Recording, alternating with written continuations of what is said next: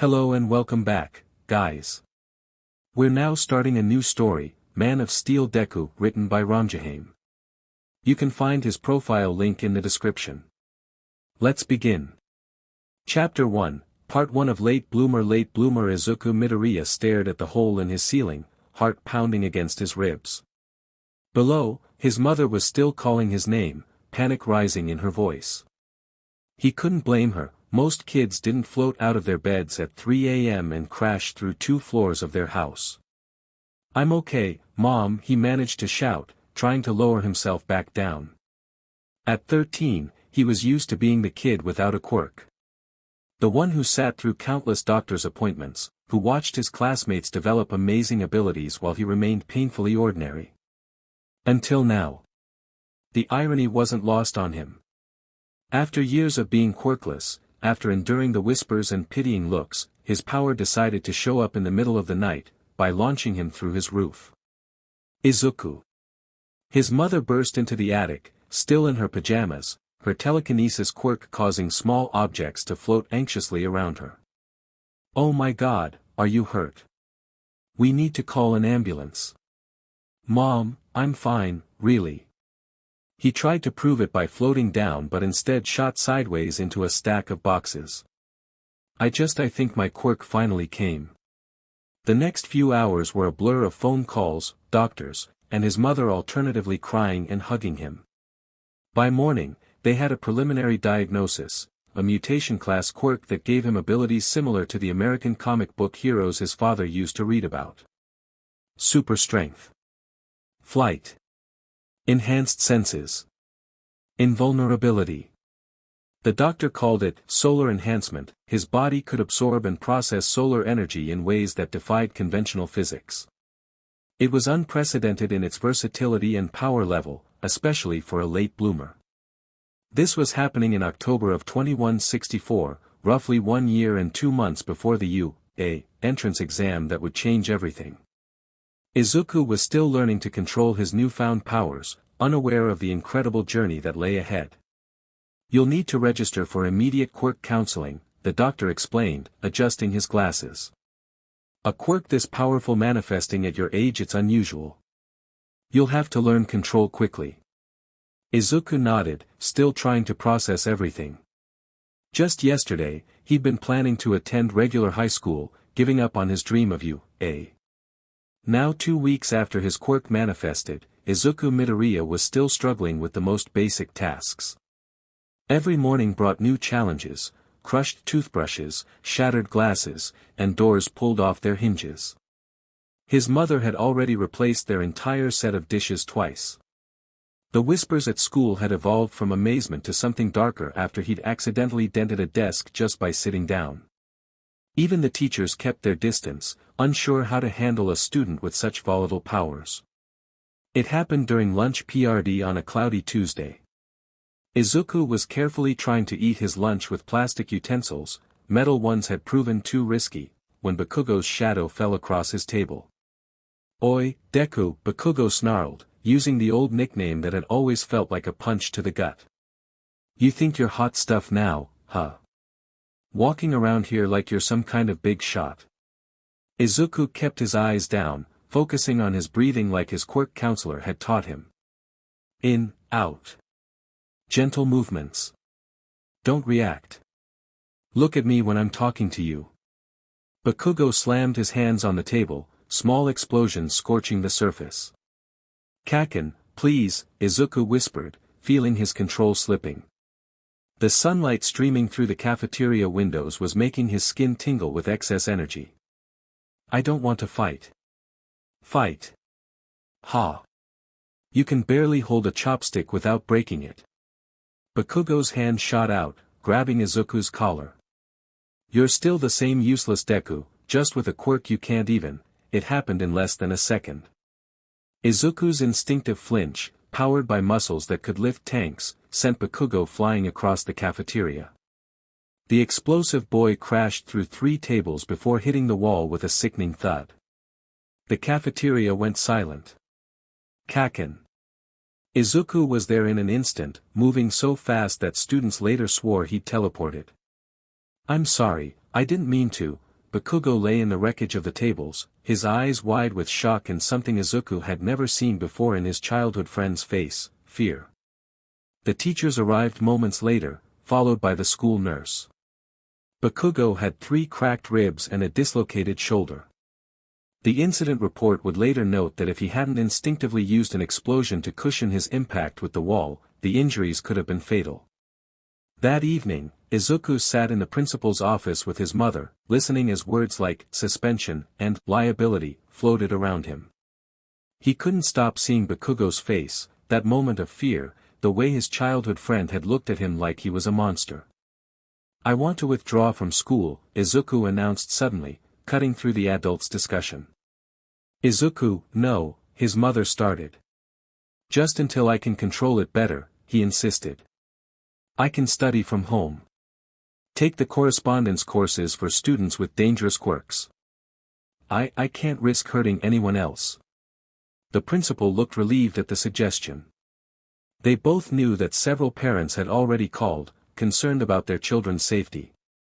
That night, Izuku added a new entry to his notebook, Day 15, hurt Kaken today. "All this power, and I still couldn't protect anyone, not even from myself. Need to learn control before anything else. All might never hurts people by accident. Real heroes protect others. They don't send them to the hospital. Tomorrow, I start over. Basics first, control breathing, monitor solar energy levels, practice gentle movements, learn to pull punches. Note, found out the hard way that strong emotions make power control harder. Need to work on that too." He closed the notebook and looked at his hands that could crush steel but couldn't manage a simple high five. 1 year and 2 months until the UA entrance exam. He had to master this power by then, or his dream of becoming a hero would remain just that, a dream. Outside his window, he could see the lights on in Bakugo's house. For the first time since they were kids, he didn't feel like the powerless one in their relationship. He wasn't sure if that was a good thing. The correspondence course packet from you sat on Izuku Midoriya's desk like a lifeline. Special distance learning program, for students with high-risk quirks, was printed across the top in bold letters, along with a personal note from recovery girl herself, young Midoriya, your case is particularly interesting. A solar enhancement type quirk manifesting at 13 is unprecedented. Remember, control before power. We've included specialized training protocols developed by the U support department. Stay safe, recovery girl. Izuku's new routine took shape quickly. Every morning began at 5 a.m. in the empty lot behind his house, a space the city had graciously designated for his quirk training after his mother filed the proper paperwork. The lot was surrounded by reinforced walls, designed to contain students with powerful quirks who needed private practice space. His online coursework was structured around his power levels. Math and literature during the early morning and evening hours. When the sun was weakest. Physical training and quirk control exercises during peak sunlight. Day 45, he wrote in his notebook, now reinforced with titanium alloy pages, courtesy of U.A.'s support department. Finally managed to squeeze toothpaste without destroying the tube. Small victories. The specialized training equipment arrived weekly. Sensors to measure his strength output. Virtual reality goggles that simulated rescue scenarios. Compression weights designed to help him practice fine motor control. His mother watched from the kitchen window each morning as he practiced hovering, trying to maintain a steady height without shooting into the stratosphere. Some days, she found him frustrated to the point of tears. Other days, beaming with pride over the smallest achievements. "Look, Mom," he called out one morning, carefully holding up an egg. 3 hours and I haven't broken it. The online classes were a blessing in disguise. Without the pressure of controlling his strength around other students, Izuku could focus entirely on his studies and training. His grades, already good, became exceptional. His teachers noted that his analytical skills, particularly in hero studies, were off the charts. But it was lonely. He missed school, missed normal interaction with kids his age. Even Bakugo's bullying seemed preferable to the silence of his room, broken only by the hum of his computer and the occasional crash when his powers slipped. Day 73, Bakugo returned to school today. Saw him walking home from my window. His ribs have healed. He looked up at my house but didn't stop. Progress on power control, can now type without breaking keyboard keys. Managed to pet a cat without sending it into orbit. Small steps. The U correspondence course included weekly video calls with various pro heroes who specialized in power control. Today's mentor was 13, the space hero. Immense power requires immense restraint, they explained through the screen. Think of your strength like a faucet, not a flood. You don't need to turn it on full blast to get a drink of water. Izuku took notes frantically, his special reinforced pen barely surviving his grip. But how do you maintain that control in emergency situations? Practice until restraint becomes instinct. Start with eggs, work up to glass, then cards, then soap bubbles. When you can hold a soap bubble without popping it, even while watching a horror movie, then we'll talk about hero work. That evening, Izuku added to his daily training regime, 100 eggs, careful holds, 50 glass cups, gentle placement, 1 deck of cards, individual handling, soap bubble practice, pending DLVRY of bubble solution. His mom found him asleep at his desk that night, surrounded by broken eggs and playing cards, but with one perfect, uncracked egg clutched carefully in his hand. She took a picture and sent it to his Quirk counselor, proof that progress, however small, was happening. Day 96, finally managed to hug mom without worrying about crushing her. Cried for an hour afterward. Note, emotional control affects physical control. Need to work on both. Current power control status, flight, can maintain steady hover for 30-minute strength, can adjust from lifting cars to holding eggs super hearing, learning to filter sounds instead of being overwhelmed super speed, walking at normal pace without creating sonic booms things to work on, fine motor control power modulation under stress emergency response protocols social interaction, when cleared for public contact. The last point bothered him the most. U.A.'s entrance exam was still months away, but it would require him to work alongside other students. To use his powers while surrounded by people. The thought terrified him. But every night, before bed, he looked at the All Might poster on his wall and remembered why he was doing this. Heroes weren't just about power, they were about control, about protecting others, about being someone people could trust. He picked up another egg, took a deep breath, and started again. One more try. One more day. One step closer to being a hero who could save people without fear of hurting them in the process. 8 months into his Quirk training, Izuku's counselor suggested something unexpected, martial arts training with Gunhead. Power without technique is just brute force, the counselor explained. And Gunhead's dojo has experience with powerful Quirk users. That's how Izuku found himself standing outside the reinforced doors of Gunhead's urban combat dojo, clutching his permission forms. The hero agency had specially modified one of their training rooms with the same material used to build high-security villain containment cells, just in case. Yo! You must be the Solar Kid. Izuku turned to find a boy about his age with spiky red hair grinning at him. I'm Kirishima Ijiro. I'm here for special training too, my hardening quirk needs work if I'm gonna pass U.S. entrance exam. Oh. You're applying to you, too. Izuku relaxed slightly, noting how Kirishima showed no fear despite surely knowing about the cafeteria incident. I'm Midoriya Izuku. Dude, your story is so manly. Kirishima's enthusiasm was infectious. Getting such an awesome quirk late, then working super hard to MSTR it. That's what real men do. During their first sparring session, under Gunhead's careful supervision, Izuku discovered something remarkable, he didn't have to hold back as much with Kirishima. The other boy's hardening quirk meant he could take hits that would shatter concrete. Come on, Midoriya. Kirishima called out, his skin taking on its familiar rocky texture. You won't break me. Let's see what you've got. For the first time since his quirk manifested, Izuku could practice fighting without paralyzing fear of hurting his partner. Kirishima's unwavering trust and endless enthusiasm helped Izuku push past his mental blocks. Day 112, something unexpected happened during training today. Nearly set the reinforced wall on fire. Mom's worried. Support team rushing over new equipment. Note, eyes feel strange when angry. It started during a particularly frustrating training session. Izuku had been trying to perfect his flight control when a sudden surge of heat burst from his eyes, leaving smoking scorch marks on the training facility's walls. His mother immediately called U.A.'s support department, who quickly provided specialized training equipment, heat-resistant targets, thermal sensors, and protective goggles.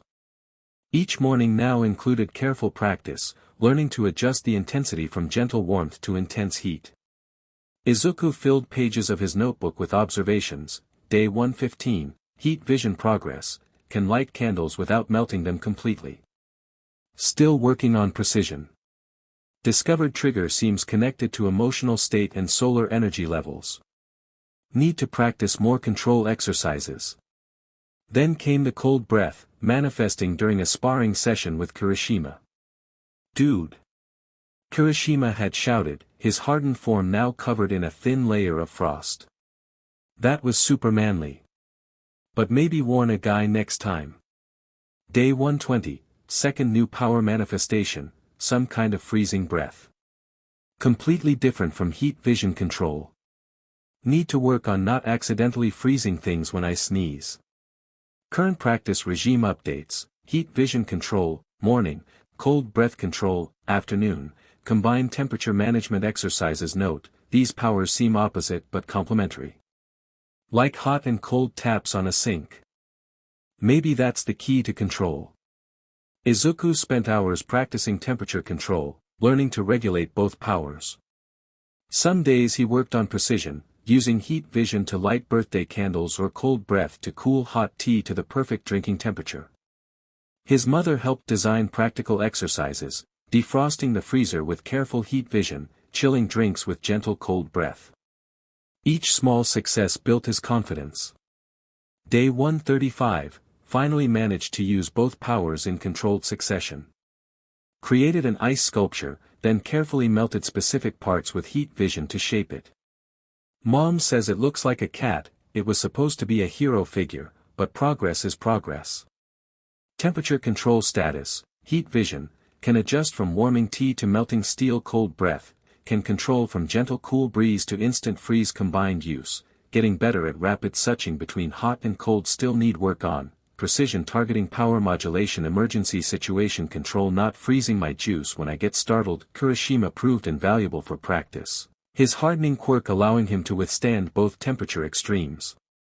They developed training games. Izuku would create ice obstacles that Kirishima would break through, then use heat vision to melt the debris. Day 140, think I'm finally getting the hang of these new powers. Today I helped Mom in the kitchen, used heat vision to brown the top of her casserole and cold breath to chill the dessert. She cried a little. Said she was proud of how far I've come. Note to self, sometimes the smallest victories mean the most. These powers aren't just about combat, they're tools to help people in any situation. Day 146, Izuku wrote that evening. First real sparring session today. Kirishima-kun's hardening quirk is amazing for practice. Managed to land 3 pulls punches without overcompensating. He called my control manly, which I think is a compliment. Note, having a training partner who isn't afraid of my power makes everything easier. Is this what having a friend feels like? Over the next few weeks, their post-training conversations became longer.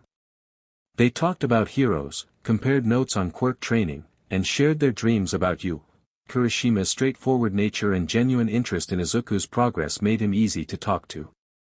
You know what's really cool? Kirishima said one day as they cooled down. How you're turning what could have been a scary situation into something awesome. That's what heroes do, right? They take tough situations and make them better.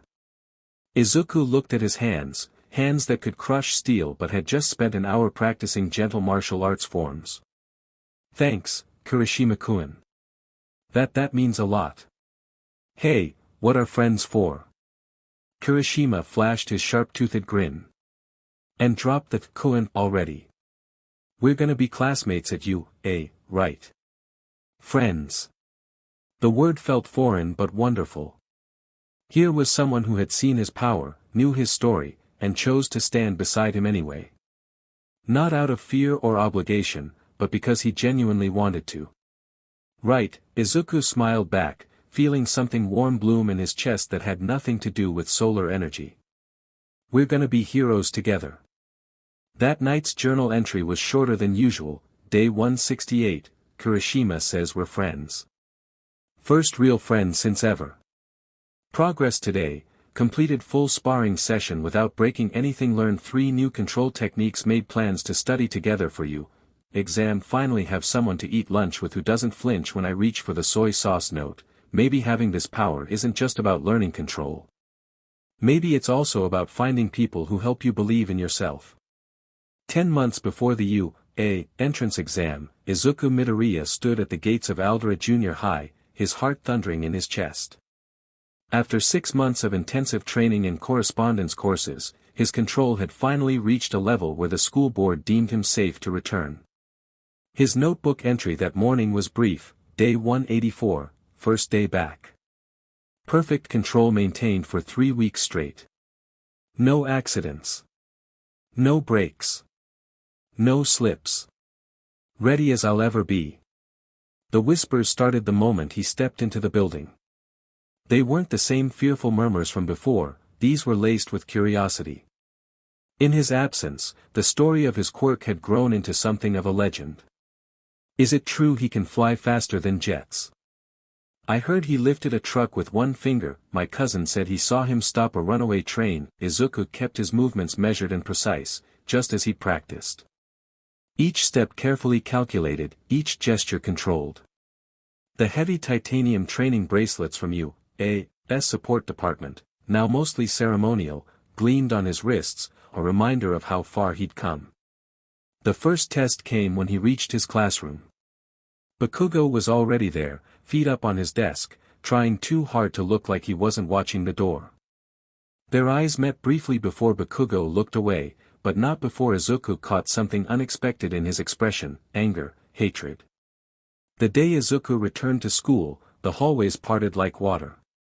But while other students moved aside out of awe, one pair of crimson eyes tracked him with pure hatred. Katsuki Bakugo gripped his desk so hard his knuckles turned white, small explosions singeing the wood. He remembered everything about that day in the cafeteria. The helplessness as he flew through the air. The crack of his ribs. But worst of all, the pitying looks from classmates who had once feared him. Deku, the quirkless nobody, had humiliated him in front of everyone. During Izuku's absence, Bakugo had trained until his palms bled, pushing his explosions to new limits. Every night, he replayed that moment in the cafeteria, but in his mind, he was the one standing victorious. The one in control. "Good morning, Kaken," Izuku said softly as he passed Bakugo's desk. Bakugo's response was a low growl, sparks dancing between his fingers. "Don't you dare speak to me, you late-blooming freak." The classroom went silent. Izuku stood frozen, hurt flashing across his face before he carefully schooled his expression. I'm sorry about what happened," Izuku started. "Shut up." Bakugo slammed his hands on his desk, controlled explosions making the metal legs screech against the floor. "You think you can just walk back in here like nothing happened? Like you didn't spend years being worthless before getting lucky with some random power? Kaken, and stop calling me that." Bakugo's voice dropped to a dangerous whisper. "You lost that right when you threw me through those tables. You're not the helpless Deku anymore." "Fine. But I'm not your Kaken either." During lunch, Bakugo and his friends claimed a table far from Izuku. But Bakugo's eyes never left his former childhood friend, watching as Izuku carefully, almost painfully carefully, ate his lunch with measured movements. Look at him, Bakugo sneered to his followers. Acting all high and mighty with his perfect control. Makes me sick. You gonna do something about it? One of his friends asked. Bakugo's smile was sharp enough to cut. Not here. Not now. But soon. The UA entrance exam is coming up. And when it does, his palm crackled with barely contained rage. I'll show everyone what happens when you look down on me. After school, he waited by the gate, not to extend an olive branch, but to make a declaration of war. Oi, Deku. Izuku stopped. Hope flickering across his face before dying at Bakugo's expression. You're applying to you, eh, right? Of course you are, with that BS power of yours. Bakugo stepped closer, voice dripping with venom. Good. Because I'm going to crush you there. I'm going to show everyone that your fancy solar enhancement quirk doesn't make you better than me. I'm going to prove that you're still the same worthless Deku who followed me around like a lost puppy. Kaken, it doesn't have to be like this. 10 months, Bakugo cut him off. 10 months until the entrance exam. Train all you want. Learn all your perfect control. It won't matter. Because when the time comes, I'll remind you exactly who you are. He turned and walked away, each step punctuated by small explosions. Behind him, he heard Izuku sigh deeply, followed by the slight crunch of concrete, evidence that even perfect control had its limits. That night, Bakugo added a new entry to his own notebook. Day 1 of Operation Deku Destruction, weaknesses observed. Still hesitates before every movement, afraid of his own strength, too focused on control, thinks we can still be friends. Chapter 2, Part 2 of Later Bloomer. The day Izuku returned to school wasn't a reunion, it was a declaration of war. While other students whispered in awe, Katsuki Bakugo sat at his desk, palms smoking with barely contained rage. Every controlled movement Izuku made, every careful gesture, felt like a personal insult. 6 months of rehabilitation. 6 months of explaining to everyone why he, Katsuki Bakugo, the undisputed strongest in their year, had been thrown through tables like a ragdoll. 6 months of his pride bleeding out while that DMN Deku learned to control his powers. Good morning, Kaken, Izuku said softly as he passed. Bakugo's desk crackled under his grip. Don't you dare act friendly with me, you late-blooming BSTRD. The classroom fell silent. Temperature dropped as Izuku's breath hitched, literally dropped, frost forming on nearby windows before he caught himself. Another display of that perfect control that made Bakugo's BLD boil. I trained every day while you were gone, Bakugo snarled, standing up. Every single day. You think getting some random godlike power makes you better than me? Makes you worthy of being a hero? Kaken, I never said, and stop calling me that. Small explosions peppered Bakugo's words. You lost that right when you threw me through those tables. You're not the helpless Deku anymore. Fine. But I'm not your Kaken either. During lunch, Bakugo watched from across the cafeteria as Izuku carefully ate with measured movements. Each precise bite, each gentle touch of his chopsticks made Bakugo's hands spark with rage. Look at him, he growled to his followers. Playing at being gentle. Like he's not a monster wearing a muzzle. After school, Bakugo waited by the gate. Not for reconciliation, but for declaration. Oi, Deku. Izuku stopped, something like hope flickering across his face. Bakugo felt savage satisfaction watching it die at his expression. You're applying to you, eh, right? Of course you are, with that power of yours. Bakugo stepped closer, voice dripping venom. Good. Because I'm going to destroy you there. I'll show everyone that your fancy Superman quirk doesn't make you special. Doesn't make you a hero.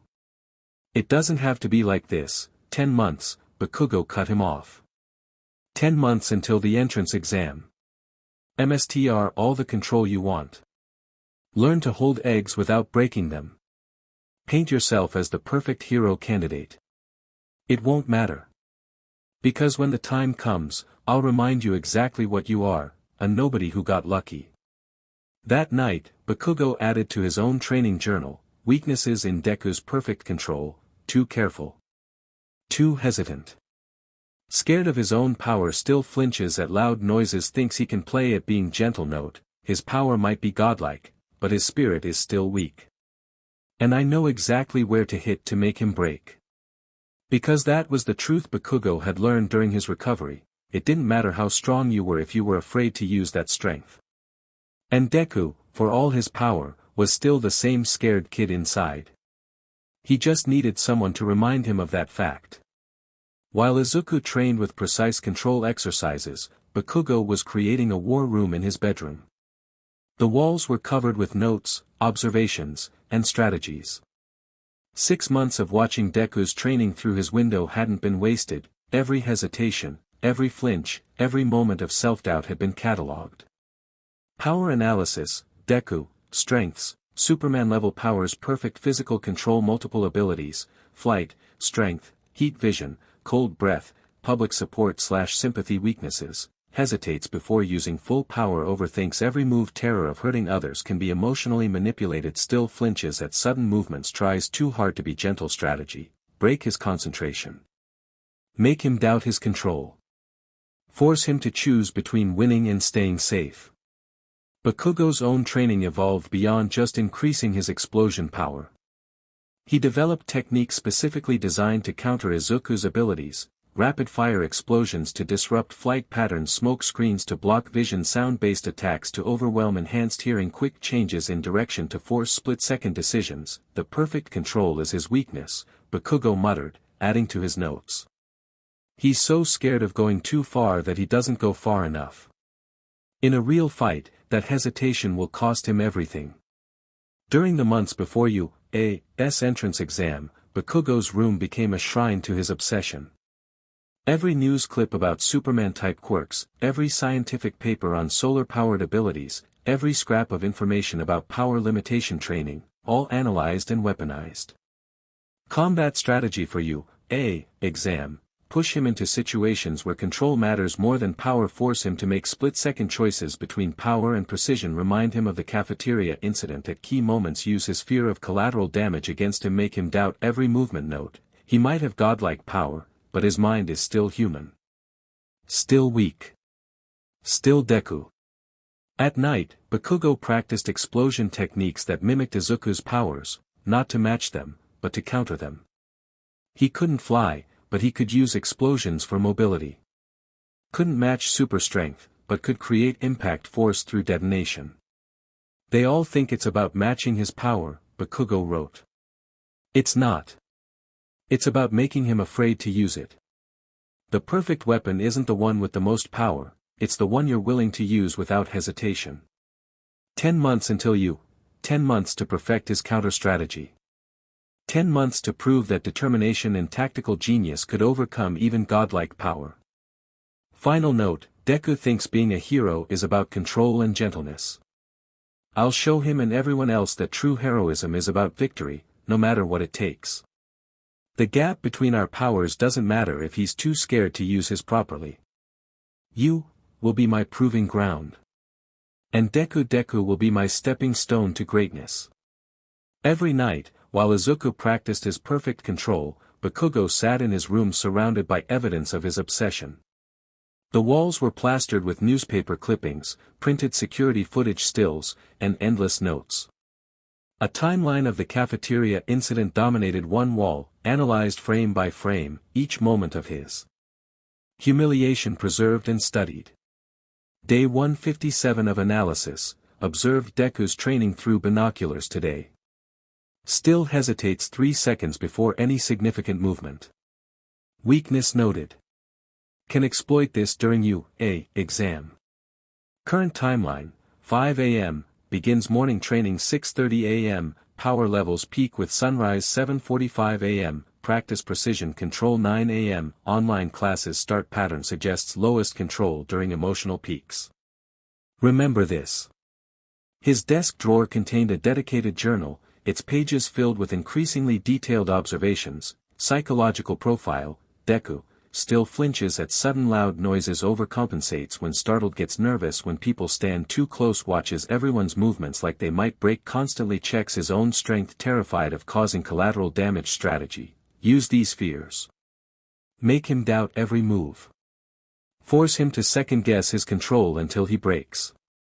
Bakugo's own training had become an obsession. Every morning before school, he practiced explosion techniques designed specifically to counter Deku's abilities. Every afternoon was spent studying footage of powerful Quirk users losing control. Every night was dedicated to planning, analyzing, preparing. His mother found him asleep at his desk one night, hands blistered from training, surrounded by scorched notebooks filled with combat strategies. Day 184, Deku returned to school today. Watched him use perfect control. Pathetic. He's wrapped himself in invisible chains, afraid of his own shadow. Note, his careful movements aren't strength, they're proof of weakness. Real power doesn't apologize for existing. New training regime: 4 a.m., explosion control 5 a.m., combat speed 6 a.m., strategy review. Every moment Deku spends learning to be gentle, I'll spend learning to be lethal. The burns on his palms never fully healed anymore, but Bakugo didn't care.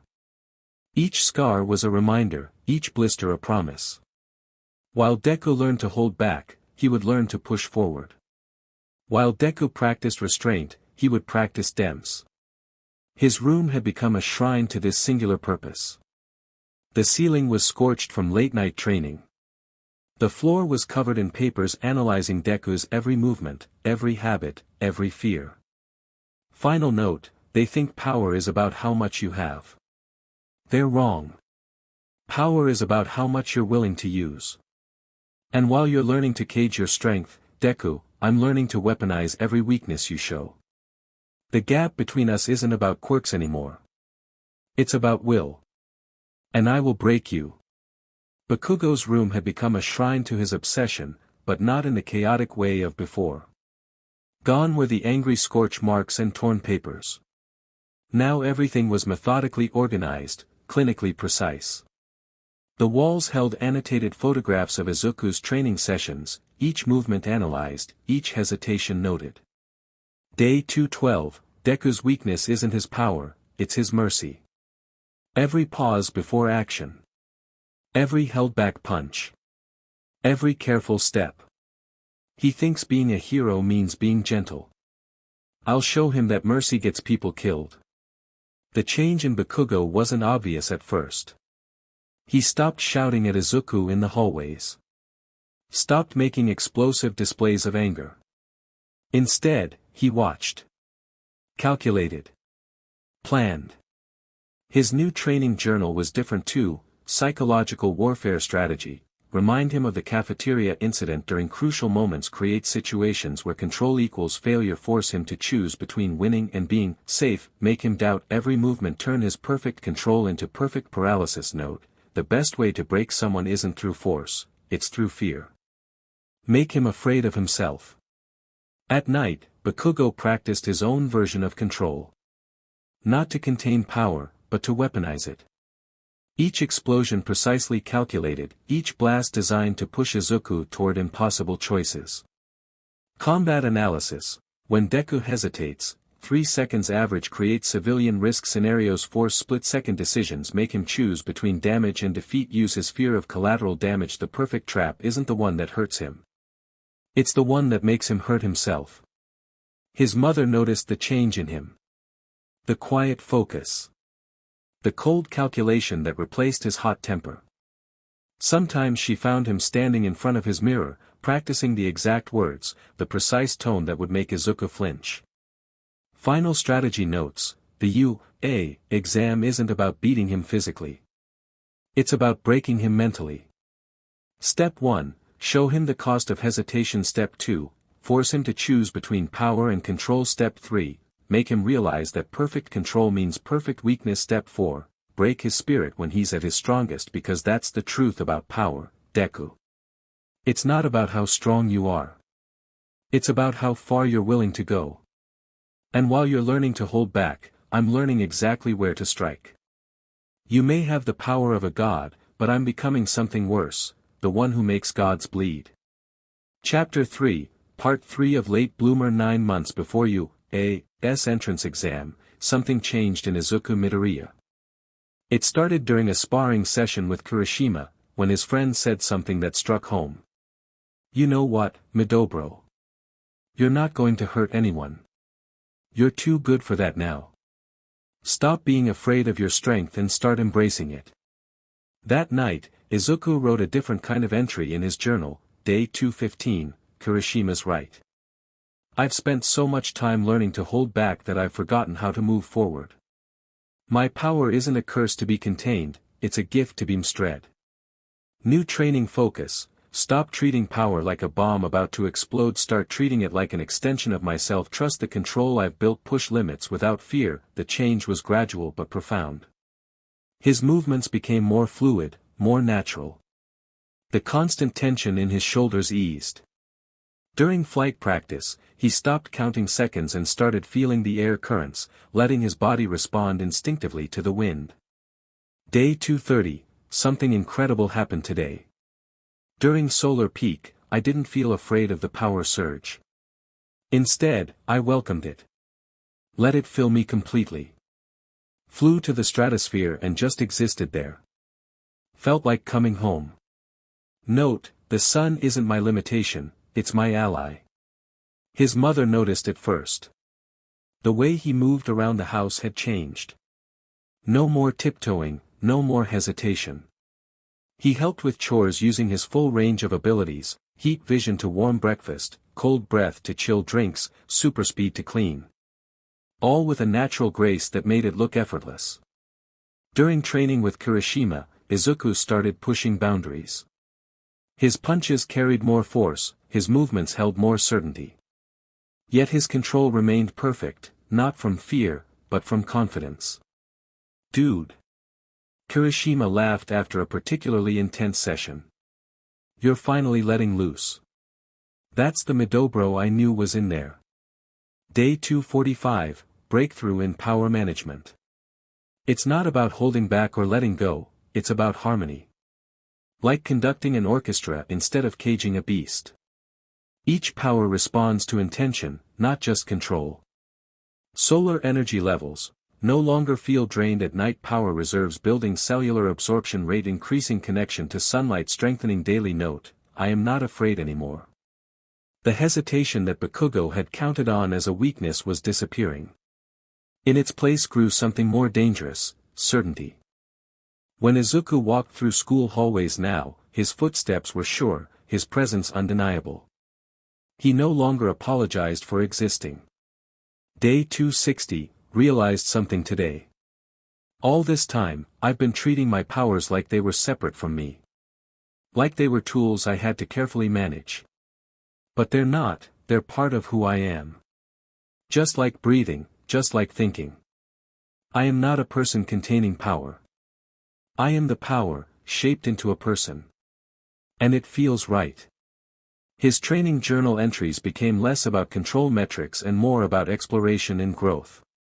Each day brought new discoveries, new levels of connection between his will and his abilities. Day 275, flew with the sunrise today. Not just in it, with it. Followed the dawn around the curve of the earth for a few seconds. Felt the solar energy flow through me like a river finding its path. Power isn't about limits anymore. It's about possibilities. Note to self, I'm ready for you, Not because I've learned to hold back, but because I've learned to be whole. The scared boy who once broke everything he touched was gone. In his place stood someone new, someone who didn't just control his powers, but embodied them. Someone who had learned that true strength comes not from restraint, but from acceptance. Bakugo, watching from afar, saw it too. The hesitation he'd planned to exploit was vanishing. His carefully crafted strategies would need revision. Because Midoriya wasn't just learning to use his powers. He was becoming them. Day 275 brought the moment Bakugo had been dreading. Standing in the school courtyard, he watched as Midoriya descended from his morning flight. There was something different in the way he landed, no careful calculations, no hesitant touches. Just pure, fluid grace. The notebook in Bakugo's hands felt suddenly worthless. 6 months of observations, strategies, and weakness analysis, all becoming obsolete before his eyes. Psychological warfare strategy status: target no longer flinches at sudden movements, no visible hesitation before using powers, casual use of abilities increasing previous fear responses, gone confidence levels, rising, everything's falling apart. During lunch, Bakugo observed as Midoriya chatted with Kirishima. The way Deku moved now was different. No more tiptoeing around his own strength. No more apologetic smiles when reaching for things. He existed in his space like he belonged there, like his power was as natural as breathing. "What happened to you?" Bakugo muttered, crushing his analysis notes. "Where's the weak point? Where's the crack in your armor?" The transformation was most evident during their joint physical education class. Midoriya participated in sports now, not with careful restraint, but with measured power. When he jumped, he didn't calculate the force anymore, he just jumped. When he ran, he didn't count his steps, he just ran. The fear was gone. The hesitation had vanished. And with them went every strategy Bakugo had crafted. That evening, Bakugo sat in his room, surrounded by the remnants of his planning. The walls that once held Midoriya's weaknesses now displayed the evidence of his evolution. Day 275 Analysis Update. Previous strategies invalidated. Emotional manipulation ineffective, fear triggers no longer present, hesitation points gone, control isn't forced anymore, it's natural, he's not containing his power anymore. He's becoming it. Note, everything I planned, it's useless now. How do you break someone who's no longer afraid of breaking? Through his window, he could see Midoriya floating in his backyard, basking in the sunset. There was a serenity to him now, a confidence that made Bakugo's teeth grind. The scared kid who once apologized for existing was gone. In his place stood something far more dangerous, someone who had made peace with their power. Final note, my perfect plan is worthless now. All the psychological warfare strategies, useless. He's not just learning to use his powers anymore. He's transcending them. And I need a new plan. Because how do you fight someone who's no longer fighting themselves? Chapter 4, Part 4 of Late Bloomer. 10 months before the U.A. entrance exam, their homeroom teacher stood before the class with a stack of career counseling forms. His expression was resigned, already knowing what was coming. "I could hand these out," he sighed, looking at the papers, "but let's be honest," he tossed them into the air with a flourish. "You all want to be heroes." The class erupted in cheers, students showing off their quirks in excitement. Ice crystals, small flames, elongated fingers, a rainbow of abilities on display. Bakugo's voice cut through the chaos like a knife. "Don't lump me in with these extras." He stood on his desk, palms crackling with barely contained rage. "I'm the only one here with the real potential to get into U.A." The class went silent. Every eye turned to Izuku, who sat calmly at his desk, solar energy making his skin glow slightly in the morning light. "What's wrong, Deku?" Bakugo snarled, explosions growing larger. "Nothing to say. Think just because you got some random power dropped in your lap, you're suddenly worth something." Izuku stood slowly, his movement fluid and confident. "You know, Kaken, I used to think being worthless was about not having a quirk." His voice was steady, carrying clearly through the silent classroom. "But now I realize it's about how you use what you have. And using your power to put others down. That's what's really worthless." Bakugo's face contorted with fury. "You dare," he launched himself across the desks, explosions propelling him forward, right hand ped back for his signature right hook. In a movement too fast for most of the class to follow, Izuku caught Bakugo's fist. No desks broken. No walls cracked. Just perfect, precise control. "I'm not that scared kid anymore, Kaken." Izuku's eyes glowed slightly, his voice quiet but firm. And I don't need your acknowledgement to know what I'm capable of. He released Bakugo's fist and sat back down, returning to his notebook as if nothing had happened. The class stared in stunned silence, not just at the display of power, but at the complete shift in dynamic between the two boys. Bakugo stood there, trembling with rage and something else. Something that looked almost like fear. "This isn't over, Deku," he growled, but his voice lacked its usual conviction. "You're right," Izuku replied without looking up. "We'll both be at you, plenty of chances to see who's really worthy of being a hero." The teacher, wisely, decided to move on with the lesson.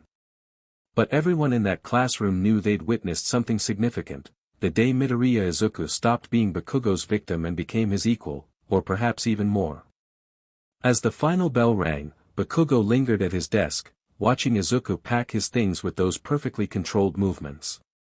The classroom emptied quickly, leaving just the two of them in the late afternoon light. "Hey, Deku." Bakugo's voice was different, quieter, colder. "You know what the worst part is?" Izuku paused, turning to face his childhood friend. "I actually wished you dead that day." Bakugo's words fell like ice. "When you got your quirk, when everyone started looking at you differently. I laid in that hospital bed with broken ribs, and I wished you had never existed." The sun dimmed slightly, clouds passing overhead as Izuku absorbed those words. Despite all his power, despite all his control, that admission hit something deep and vulnerable.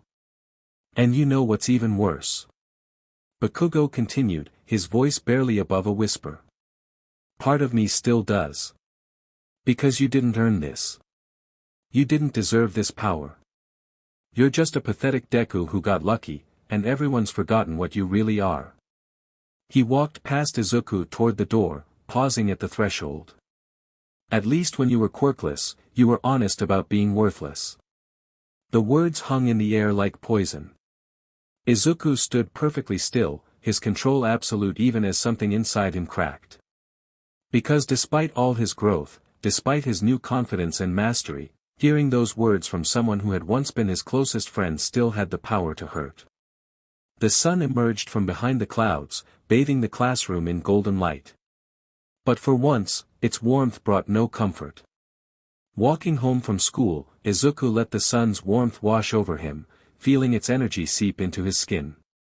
Despite Bakugo's cruel words, a smile found its way back to his face. He had something now that Bakugo could never take away, a true friend. His phone buzzed with a text from Kirishima, "Dude. Beach training tomorrow. Got some new moves to try out." Izuku's smile grew brighter. Yeah, he wasn't that lonely, powerless kid anymore. Izuku took his usual shortcut home through the underpass, his mind still processing the day's events.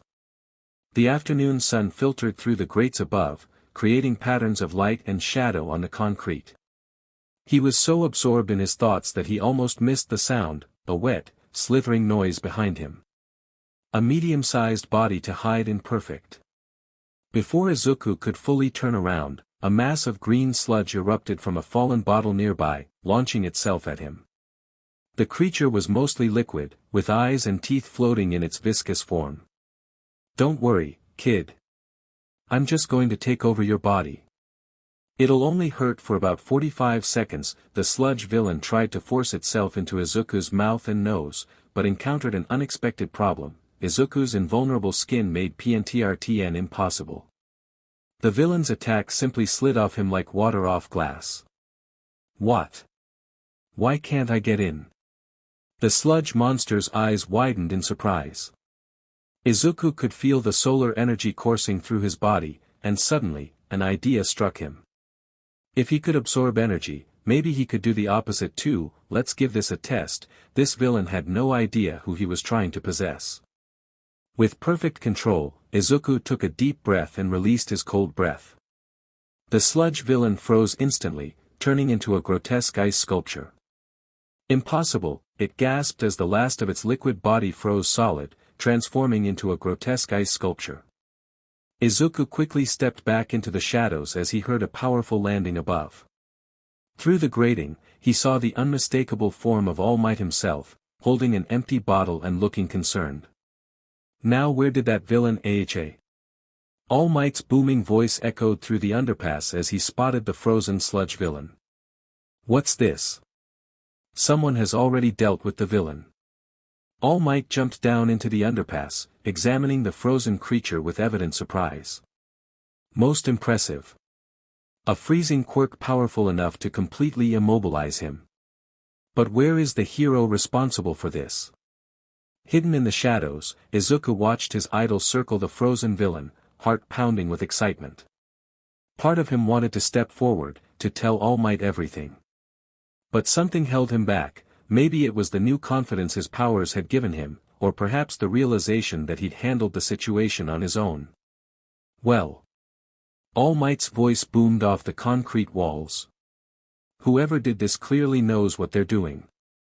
I'll make sure this villain is properly contained. He carefully picked up the frozen sludge villain.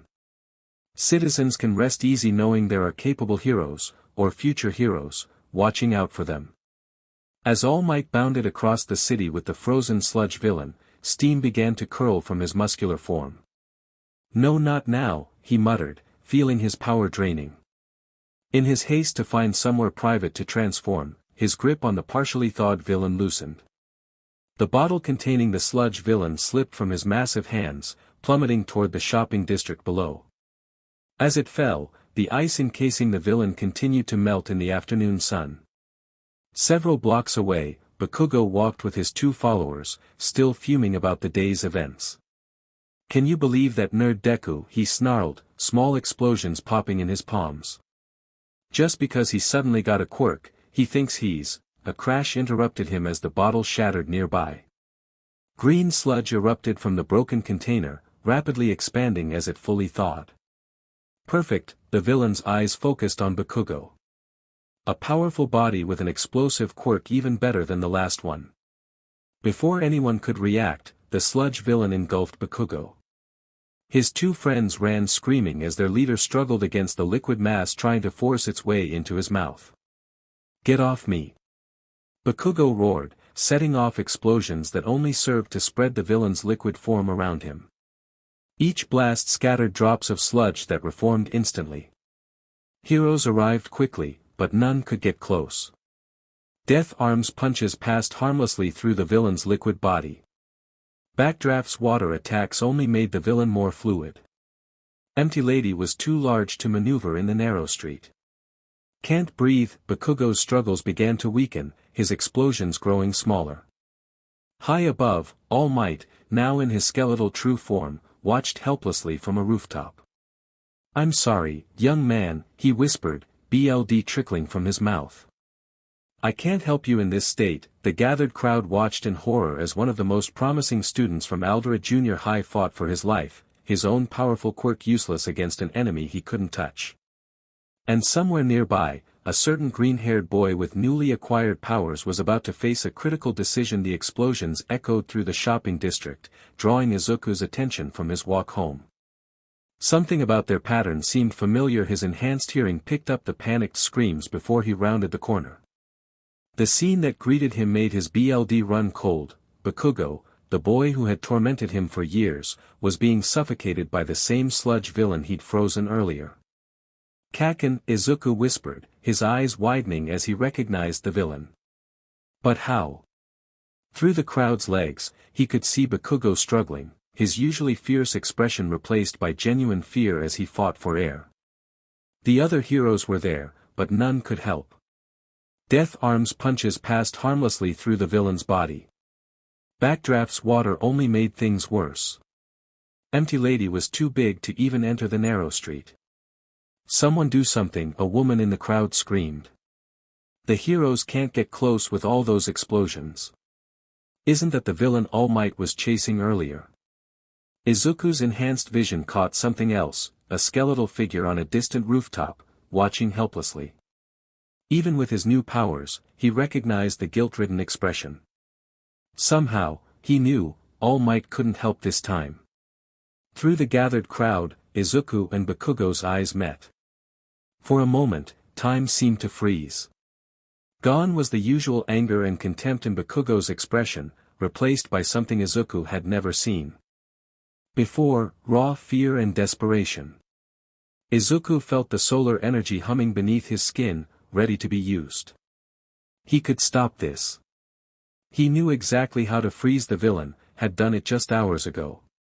But this was Bakugo, the boy who'd tormented him for years, who'd told him to jump off a roof, who'd crushed his dreams time and time again. He turned away, his feet heavy as lead. The crowd's murmurs and the distant explosions grew fainter with each step. Please, the word was barely a whisper, choked and desperate, but Izuku's enhanced hearing caught it clearly. He stopped mid-step.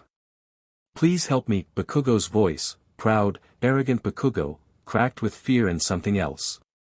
Something that sounded like tears. In that moment, Izuku remembered his own words from earlier that day: it's not just about having a powerful quirk. It's about inspiring others, protecting them, making people feel safe. He turned back, his eyes meeting Bakugo's once more. This time, he saw something different in them, not the bully who tormented him, but a scared kid who needed help. Just like he had been, all those years without a quirk. The real test of a hero isn't how they treat their friends. It's how they treat their enemies. Izuku burst through the crowd, solar energy crackling around him like lightning. His eyes glowed with an intense red light as multiple powers activated at once.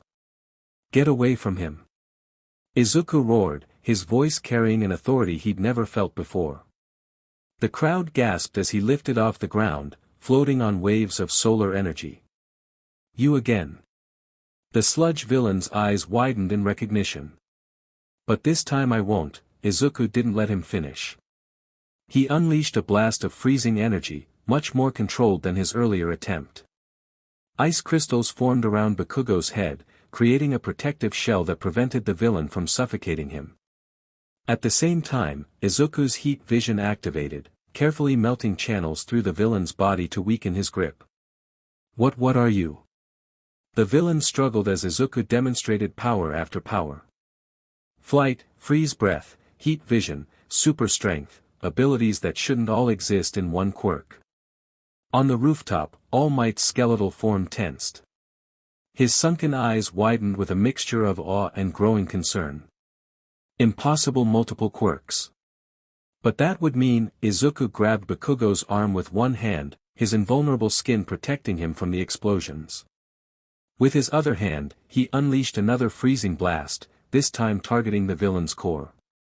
I won't let you hurt anyone else, Izuku declared, his voice carrying across the street as he pulled Bakugo free.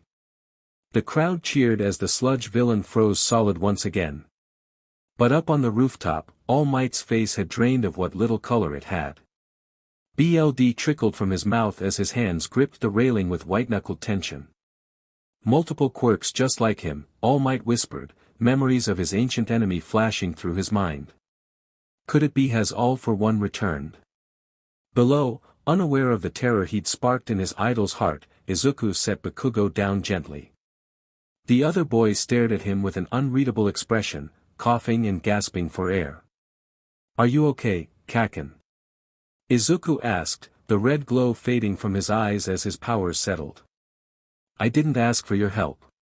Bakugo exploded, his voice raw from nearly being suffocated. He shoved away from Izuku, stumbling slightly. I had it under control. I didn't need you to save me, you DMN nerd. Izuku's eyes, still glowing faintly red from using his powers, narrowed as he looked from Bakugo to the professional heroes who were now trying to lecture him about reckless behavior. Young man, what you did was extremely dangerous, Death Arms began. Dangerous. Izuku cut him off, his voice carrying across the street. The solar energy still coursing through him made his skin glow slightly. What was dangerous was all of you standing around while someone was dying. The heroes fell silent as Izuku turned to face them fully. Empty lady, you could have used your giant form to create shade, weakening the villain's liquid form. Backdraft, instead of adding water, you could have used your hoses to create steam, making it harder for him to maintain cohesion. Death arms, you could have cleared the crowd and created an evacuation route.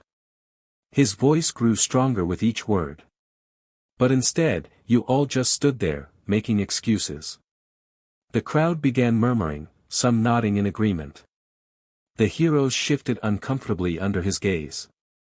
A real hero doesn't wait for the perfect conditions, Izuku continued, remembering all the analysis he'd done over the years. They adapt, they think creatively, they work together. But most importantly, they act when someone needs help. You don't know anything about being a pro-hero, kid, one of the heroes muttered. Maybe not, Izuku agreed, his eyes flashing. But I know what it feels like to be helpless, to watch heroes who could help but don't. And I promised myself I'd never be that kind of hero. He turned back to Bakugo, who was still glaring but seemed taken aback by Izuku's outburst. You can hate me for saving you, Kaken. That's fine. But I'll never apologize for being the kind of hero I've always wanted to see in the world. With that, Izuku lifted off the ground, solar energy crackling around him. Before anyone could stop him, he shot into the sky, leaving behind a crowd of stunned onlookers, shamed heroes, and one very conflicted childhood bully. All Might's sunken eyes narrowed as he watched the green-haired boy below. His skeletal hands gripped the railing so hard the metal warped beneath his fingers. What had seemed like admirable heroism moments ago now filled him with a cold, familiar dread. Multiple quirks. Powers that shouldn't coexist in one body. A boy who appeared from nowhere with abilities that mirrored his greatest enemy. BLD trickled from the corner of All Might's mouth as memories of his brutal battle with All for One flashed through his mind. The devastating fight that had left him in this weakened state, the villain who had nearly destroyed hero society itself. It can't be coincidence, All Might whispered, his voice harsh with barely contained fury. First appearing right as I begin searching for a successor with powers that perfectly counter the Sludge villain, and now this display. Below, Izuku continued speaking to the professional heroes, unaware of the growing hatred directed at him from above. The sun caught his form, making him seem to glow with absorbed solar energy, power that by all rights shouldn't exist in a single quirk. All for One always played the long game, All Might muttered, wiping BLD from his chin. A child soldier, perhaps. Or worse, his own son. The cheering crowd, the rescued Bakugo, the frozen villain, none of it mattered now. All Might saw only the shadow of his nemesis in the boy's multiple quirks, in the casual display of power that should have been impossible. I won't let you win this time, All Might's voice carried an edge of steel rarely heard in his weakened form. Whatever game you're playing, whatever this boy is to you, I'll stop it before it begins. He straightened up, ignoring the pain that racked his emaciated body. The symbol of peace had made his decision. This boy wasn't a promising hero. He was a threat. All Might's trembling fingers dialed a number he rarely used. Each ring felt like an eternity as he watched the green-haired boy disappear into the distance. Solar energy trailing behind him like a comet. Sir Night Eye speaking. Mirai, All Might's voice was grave. I need your insight. Something concerning has appeared. A pause on the other end. His former sidekick rarely heard this tone from him. I've just witnessed a middle school student display multiple quirks. Flight. Super strength. Ice powers. Heat vision. Energy manipulation. All Might's grip tightened on the phone. All in one body. The silence on the other end grew heavy. You think it's him, Sir Night Eye stated. Not a question. The timing is too perfect. Just as I begin searching for a successor, a boy appears with godlike power. Power that shouldn't exist naturally, BLD dripped from All Might's mouth as his voice grew harder. You were right about me needing to be more cautious. I'm willing to listen now. Describe everything you saw, Sir Night Eye's analytical tone took over. Leave nothing out. If All for One is making his move through a child soldier, we need to know exactly what we're dealing with. As All Might began his detailed report, he watched the last traces of solar energy fade from the sky where Izuku had vanished. The symbol of peace had spent years fighting villains in the open. Now, perhaps, it was time to fight them in the shadows. The sun set over Mizurufu, casting long shadows across the city. Somewhere out there, a boy with impossible powers flew home, unaware that his childhood hero now saw him as the greatest threat to hero society since All for One himself. Izuku landed gently in front of his apartment building, making sure no one was watching. The events of the day weighed heavily on his mind as he opened the door to find his mother, Inko, pacing nervously in the living room. "Izuku," she rushed forward, having already seen the news about the Sludge villain incident. "I saw what happened on TV. Are you okay? They showed someone flying and using ice powers, and I thought, Mom," Izuku smiled softly, placing his hands on her shoulders. "I'm fine. That was me. I saved someone today." Inko's eyes welled with tears, but these were different from her usual worried ones. "You really did, didn't you? My little boy a hero." They sat down at the kitchen table, where Izuku took a deep breath. "Mom, I've been thinking. I have these powers now, but I'm starting to learn it's not enough to just be strong, you have to kind and understanding." Chapter 5, Part 5 of Late Bloomer. In a darkened room filled with medical equipment, a figure watched multiple screens displaying news coverage of the Sludge villain incident. All for One leaned forward in his chair, his scarred face illuminated by the screen's glow. "Interesting," he murmured, his ruined eyes somehow still conveying intense focus.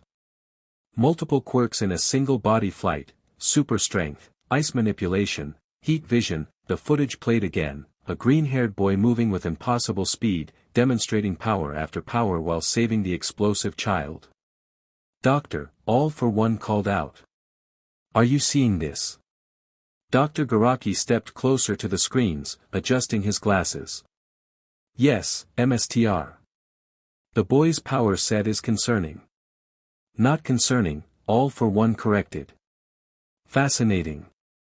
Either All Might has passed on One for All far earlier than expected, or," he paused, tapping his fingers thoughtfully on his armrest. "Or there's a new player in our game. Should we investigate?" All for One was silent for a moment, analyzing the footage frame by frame. The boy's powers, they're too coordinated, too natural. This isn't One for All's stockpiled power. This is something else entirely. He leaned back in his chair, his tone growing darker. All Might must be beside himself with paranoia. A child appearing with multiple quirks. He'll assume I'm behind it. "And are you, Mstr?" "No," All for One's scarred face twisted into what might have been a smile. "That's what makes this so intriguing. Someone else has entered the game, someone with the power to grant multiple quirks, or," he paused again, considering. "Or something entirely new has emerged." He turned to Dr. Garaki. "Monitor the situation. But maintain distance. Let's see how All Might reacts to this development." After all, his ruined face stretched into a genuine smile now, "It's not often someone surprises me anymore." The screens continued to play footage of Izuku's rescue, the boy's powers glowing like a beacon in the darkened room. Two of the most powerful men in Japan watched him with very different kinds of interest, All Might with fear and suspicion. All for One with curiosity and anticipation. And somewhere between these titans, a young boy trained on a beach with his best friend, unaware he was being watched at all. In his office at UA, Principal Nizu replayed the security footage for the third time. The video showed Izuku's encounter with the Sludge villain, the perfect control of his cold breath, the precise containment, the casual efficiency of it all. "Fascinating, isn't it?" Nizu's eyes gleamed as he paused the footage. No hesitation, no collateral damage, just clean problem solving. Aizawa stood in the shadows, his capture weapon shifting slightly as he watched. "Midoriya Izuku. One of our distance learning students. Solar enhancement type quirk that manifested late." "Indeed." Nizu's tail swished with excitement. "But what interests me most isn't just his power, it's his control. Look at the precision of that freezing technique. He didn't just stop the villain, he contained him without risking permanent harm. The footage played again, Izuku's calculated breath, the perfect ice formation, the way he ensured the villain could still breathe. His progress in the distance learning program has been remarkable, Aizawa noted, his eyes narrowing. From barely controlling his strength to this level of precision in months. Precisely. Nizu clapped his paws together. The question is, Aizawa-kun, what do you think of him as a potential student? Aizawa studied the footage one more time. He's rational. Efficient. Doesn't show off despite having every opportunity to do so. And most importantly, he paused the video on Izuku walking away from the scene. He's not seeking recognition. He just solved the problem and left. So you approve? Let's see how he handles the entrance exam, Aizawa replied, a rare hint of interest in his voice. But yes, he might be worth keeping an eye on. Nizu's smile grew wider. Oh, I have special plans for testing young Midoriya. Very special plans indeed. Mirko perched on a rooftop overlooking Dagoba Beach, her ears twitching at the sound of metal being crushed below. The rumors had caught her attention, whispers about a boy who'd frozen a sludge villain solid with a single breath, handling the situation more efficiently than most pros would have. So this is where you train, kid, she muttered, watching Izuku and Kirishima clear another section of the beach. Her sharp eyes narrowed as she observed Izuku enhance Kirishima's quirk, turning his hardening crystalline. The transformation was impressive, but what really caught her attention was the control.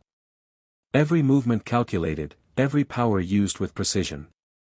This wasn't just raw strength, this was skill. First the sludge villain, now this, she smirked, watching them coordinate their cleanup efforts. Maybe those distance learning reports weren't exaggerating after all. She'd read his file, of course. Solar enhancement type quirk, late bloomer, perfect control development. But seeing it in person was different.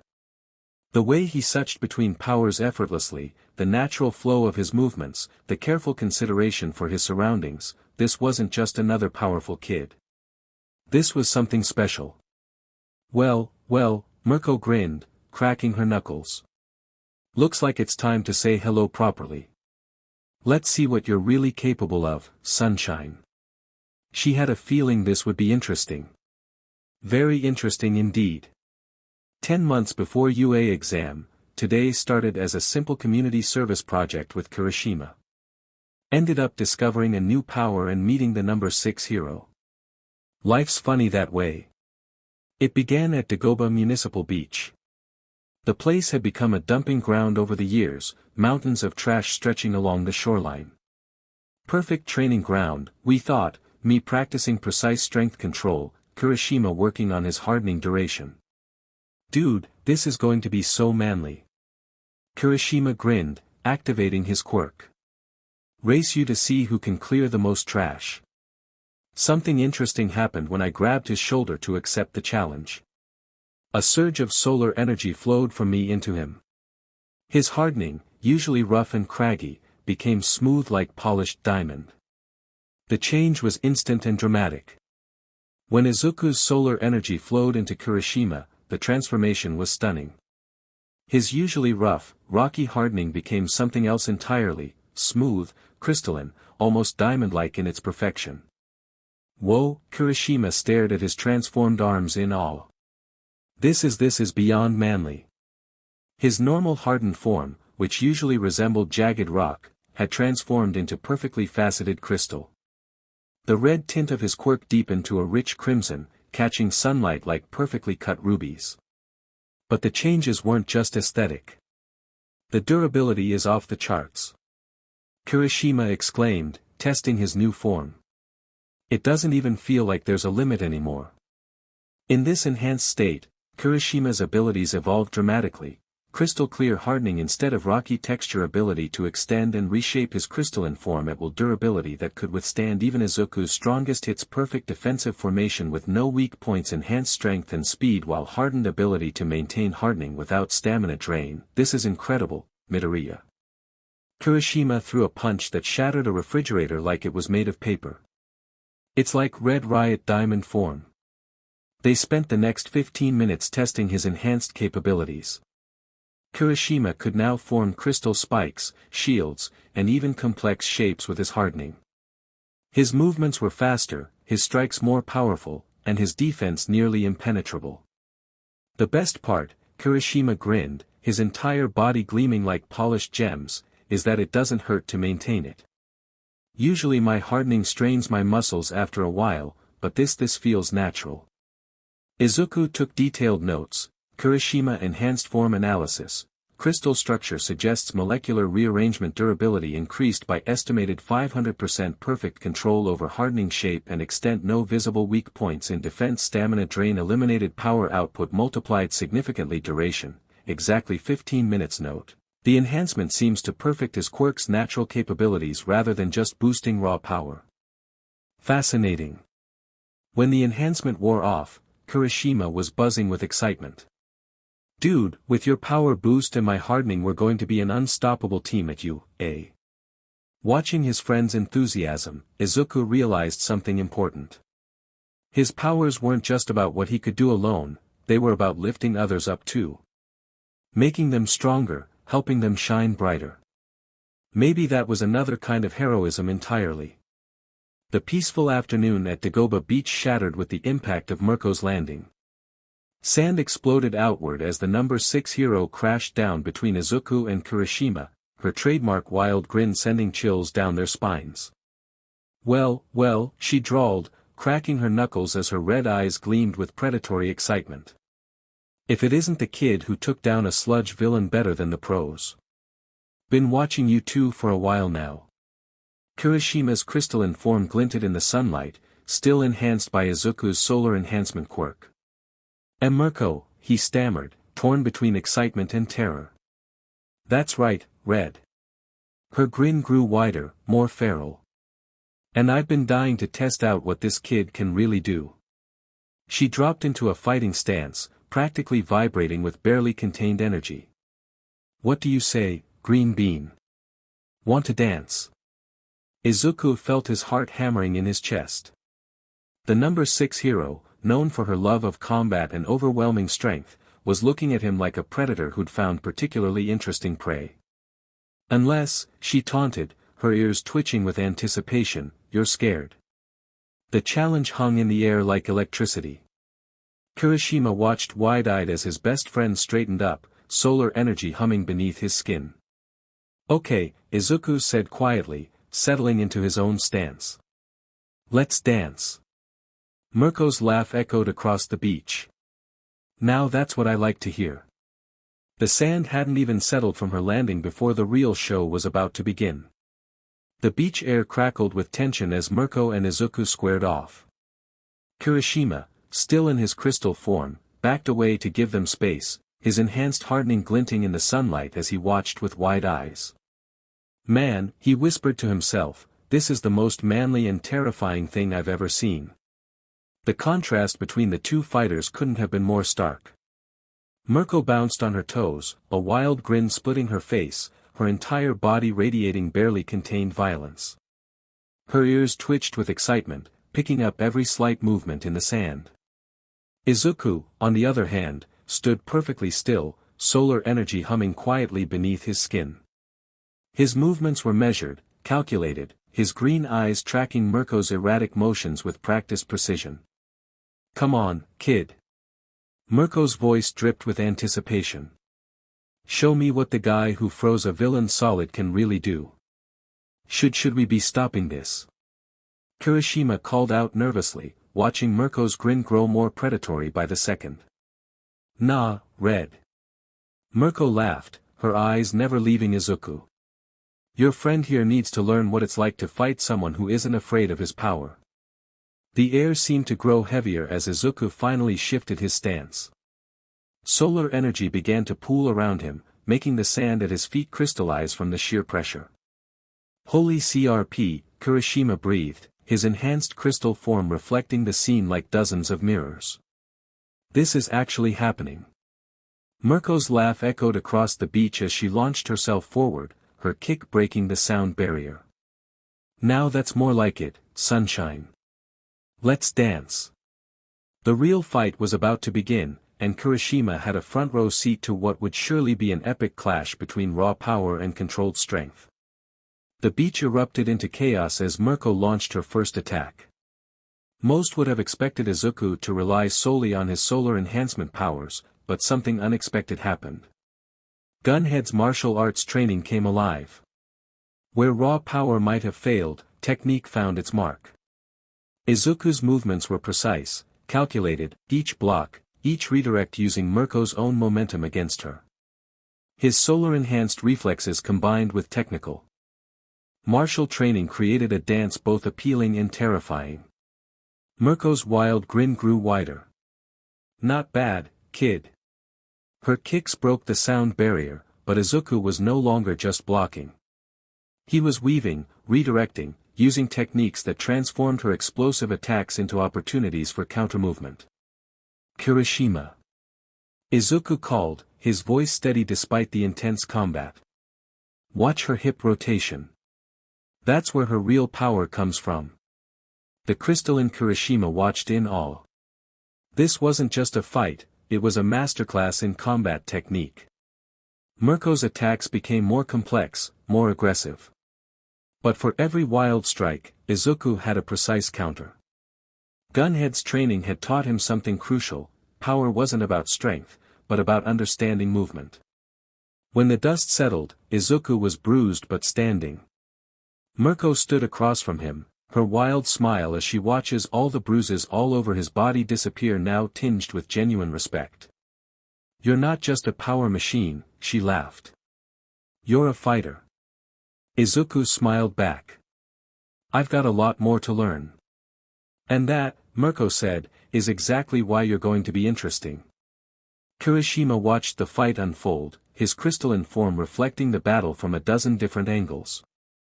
Each impact, each movement was like a MSTR class in combat he never expected to witness. Holy CRP, he muttered to himself, this is insane. His enhanced vision caught details most would miss. Izuku wasn't just defending, he was learning. Every time Mirko landed a hit, his body adjusted, his martial arts training combining with his solar enhancement in ways that defied conventional fighting. Dude's getting his butt kicked, Kirishima analyzed, but he's not losing. He's studying. Mirko's wild kicks broke the sound barrier, but Izuku's gunhead martial arts training transformed what could have been devastating blows into opportunities for countermovement. Each time she attacked, he didn't just block, he redirected, analyzed, adapted. Man, Kirishima whispered, he's got so much more to learn about real combat. The bruises forming on Izuku's body told a story. Despite his incredible powers, despite his perfect control, he was still fundamentally a student. His martial arts were technical, but Mirko's real-world experience showed massive gaps in his fighting style. When the dust settled, Kirishima saw something most would miss, not just a fight, but a lesson. Izuku might have solar-powered abilities that could level cities, but true heroism was about continuous improvement. You're gonna be something else, bro, Kirishima grinned, his crystalline form catching the sunlight. But you've got a long way to go. As Mirko's wild grin settled on Kirishima, the color drained from his face. The crystalline form that had moments ago seemed so powerful now felt like a thin layer of protection against the predatory hero. You're next, Red. Mirko's laugh was more of a battle cry. Let's see what you're made of. Kirishima looked to Izuku, his voice cracking. Dude, help. Izuku just smiled, a mix of sympathy and amusement.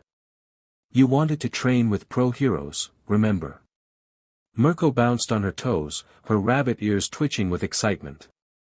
Come on, kid. Show me that hardening quirk of yours.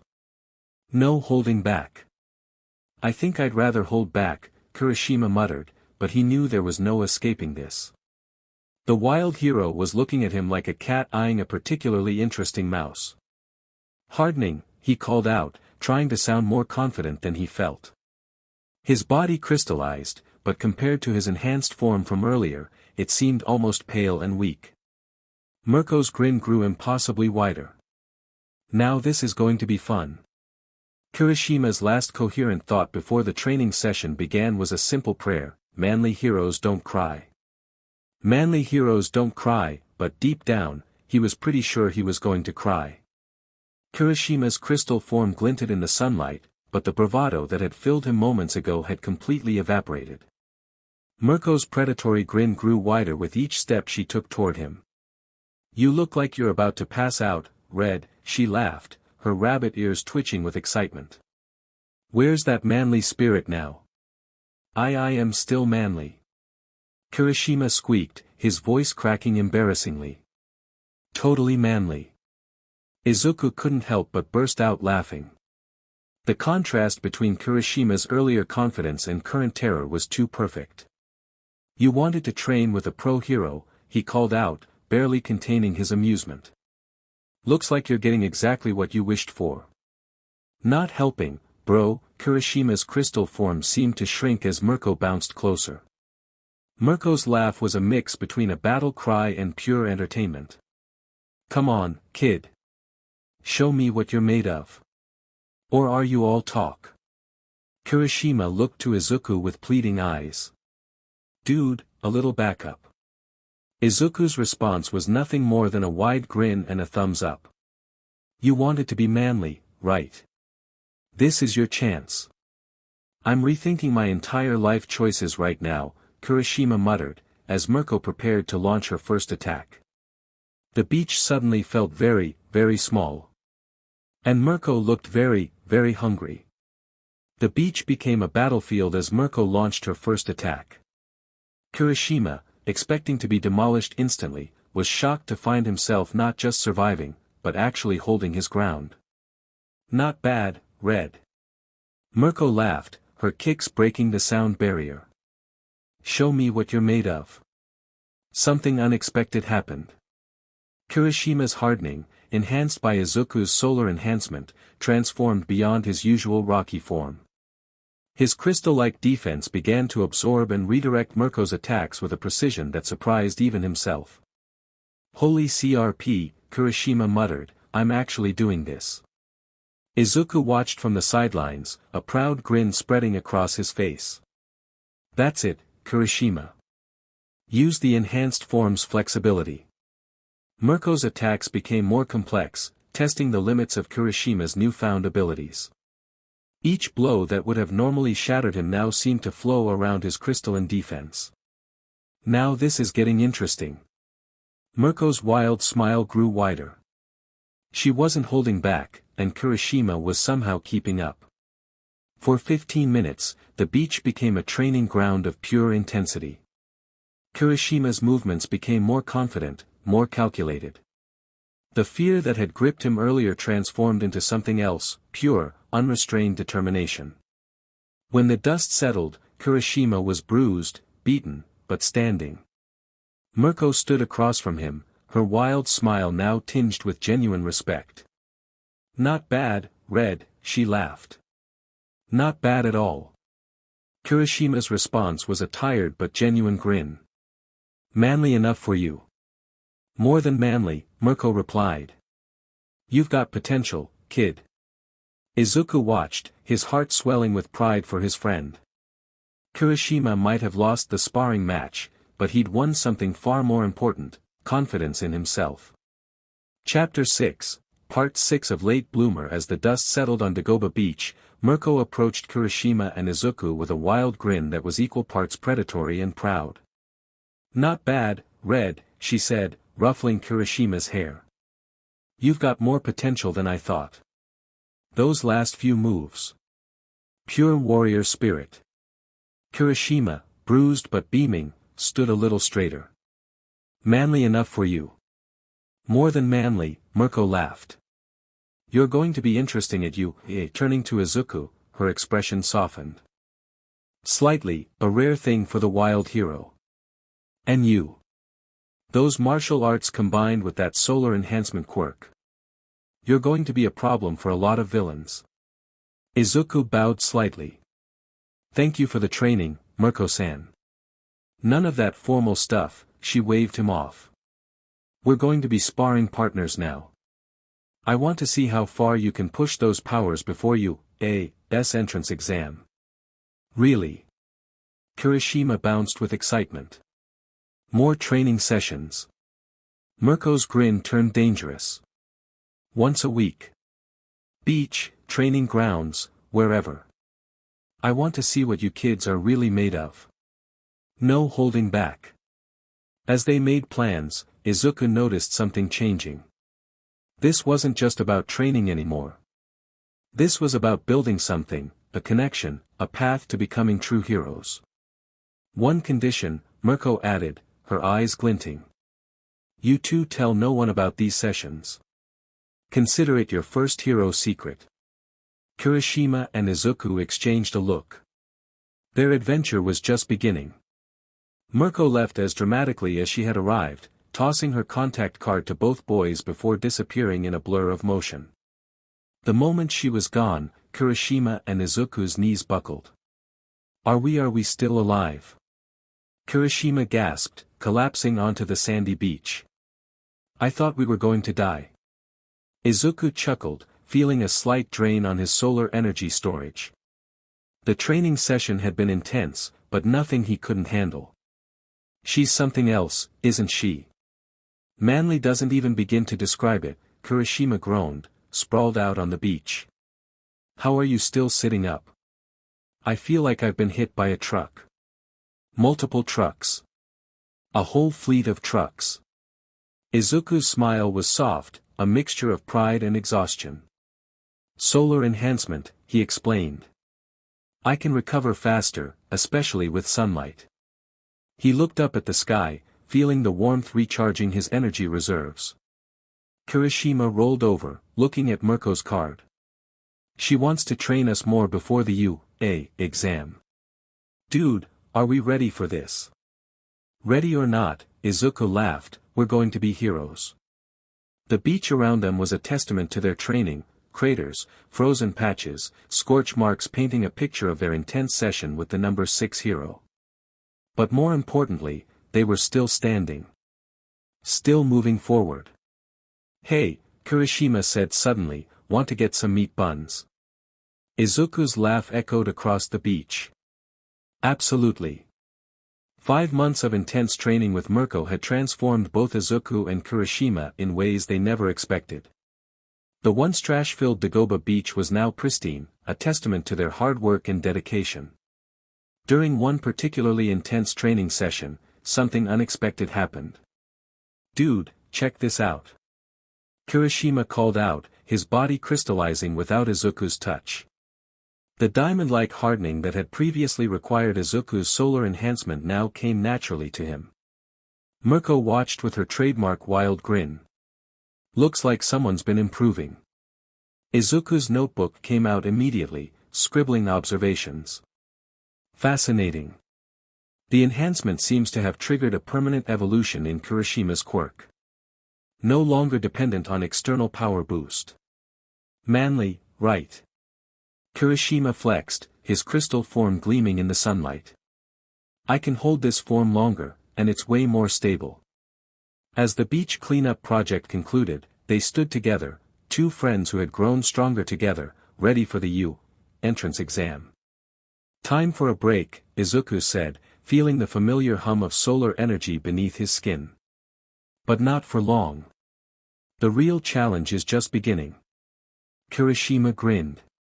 Bring it on. The summer sun blazed as Kirishima dragged Izuku through the theme park entrance, a wide grin on his face. Dude, you're going to love my friends. No sooner had the words left his mouth than a pink-skinned girl bounced up to them. Kirishima. You made it. Her eyes sparkled with mischief as she looked at Izuku. So this is the kid with multiple quirks I've heard about. Mina Ashido, Kirishima introduced. Best friend and absolute chaos incarnate. Before Izuku could respond, another figure hopped up beside them. Large eyes, a calm demeanor that somehow made Izuku's heart race. Hello, Karo, the girl said simply. I'm Tsuyu Azui. But call me Tsu. Izuku's face immediately turned bright red. Hi, he stammered, suddenly forgetting how to form coherent sentences. Mina burst out laughing. Oh my god, he's adorable when he blushes. Tsuyu tilted her head, studying Izuku with her trademark direct gaze. Your quirk is interesting, Kero. I saw the videos from the beach cleanup. Videos. Izuku's blush deepened. Kirishima threw an arm around his shoulder. Dude, you're famous in the quirk enthusiast circles. As they walked through the park, Mina bounced between rides, her acid-based quirk creating colorful light shows on the roller coaster tracks. Tsuyu remained calm, her frog-like abilities allowing her to hop effortlessly between attractions. Want to try the water ride? Mina suggested, her pink skin glistening with excitement. Tsuyu looked at Izuku. You might want to be careful with your powers, Kero. Water and solar energy don't always mix well. Izuku's blush returned full force, simultaneously embarrassed and impressed by her direct observation. Kirishima just laughed.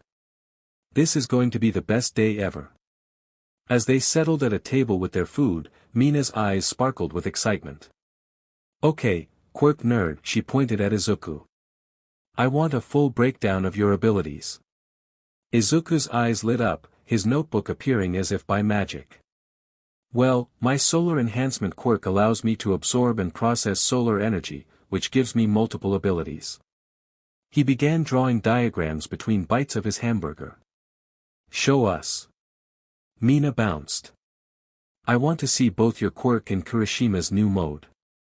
Kirishima grinned. Watch this. His body crystallized, the diamond-like hardening gleaming in the sunlight. But Izuku's attention was suddenly divided. Tsuyu had leaned closer, her large eyes studying him intently. Interesting energy conversion rates, Kero, she said matter-of-factly. Their eyes met. Something shifted. Izuku felt his heart race. The bustling theme park seemed to fade away. Tsuyu's green eyes were deep, analytical, but somehow warm. Without thinking, he found himself floating slightly, a subtle manifestation of his solar-charged excitement. Would you like to fly? The words tumbled out before he could stop them. Tsuyu tilted her head. Kero. In an instant, Izuku scooped her up, rising gently above their friends' surprised faces. The world below shrank, the theme park becoming a colorful tapestry. Mina's jaw dropped. Kirishima burst out laughing. Smooth, bro, smooth. Izuku, completely oblivious to his own boldness, continued floating, lost in Tsuyu's eyes. As Izuku landed, reality crashed down on him. What had he just done? He'd literally picked up a girl he barely knew and flew with her above a crowded theme park. The color drained from his face as Kirishima and Mina collapsed to the ground, howling with laughter. Oh my god. Mina wheezed. Did you see his face? Tsuyu, completely calm, looked up at Izuku and said simply, I had fun flying with you, Kero. Izuku's solar powers flared up instantly, turning him an even deeper shade of red. Steam practically rose from his ears as his entire body heated up with embarrassment. I'm going to die, he muttered. Kirishima, wiping tears of laughter from his eyes, suddenly perked up. Oh, this is too good. I'm definitely telling your mom about this. Mina burst into another round of hysterical laughter.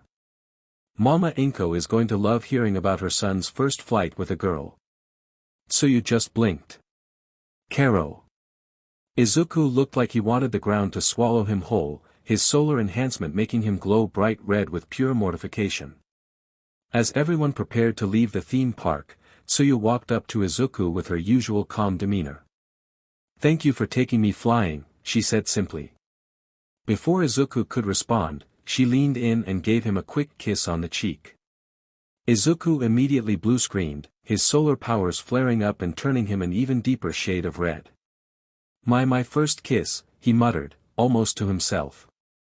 I just got my first kiss from a really pretty girl, the comment caught Tsuyu by surprise, causing her to blush, a rare occurrence for the usually composed girl. Mina and Kirishima gasped, then burst into uncontrollable laughter. Oh my god. Mina wheezed. Did he just say that out loud? Kirishima was practically rolling on the ground. I am so telling your mom about this. Tsuyu simply tilted her head and said, Karo, her blush deepening slightly. Izuku remained frozen, still processing the moment, steam practically rising from his embarrassed form. As everyone said their goodbye to each other, well, mostly Tsuyu, Mina and Kirishima, seeing as Izuku still frozen from his first kiss. Kirishima looked at his blue-screened best friend and shook his head. With a grunt, he scooped up the still frozen Izuku and carried him to Inko's apartment. Mama Midoriya. Kirishima called out. I need help. Izuku's broken. Inko rushed out, concern etched on her face. What happened? Kirishima explained the theme park adventure, including Tsuyu's kiss and Izuku's subsequent blue screen mode. Inko tilted her head, thinking for a moment.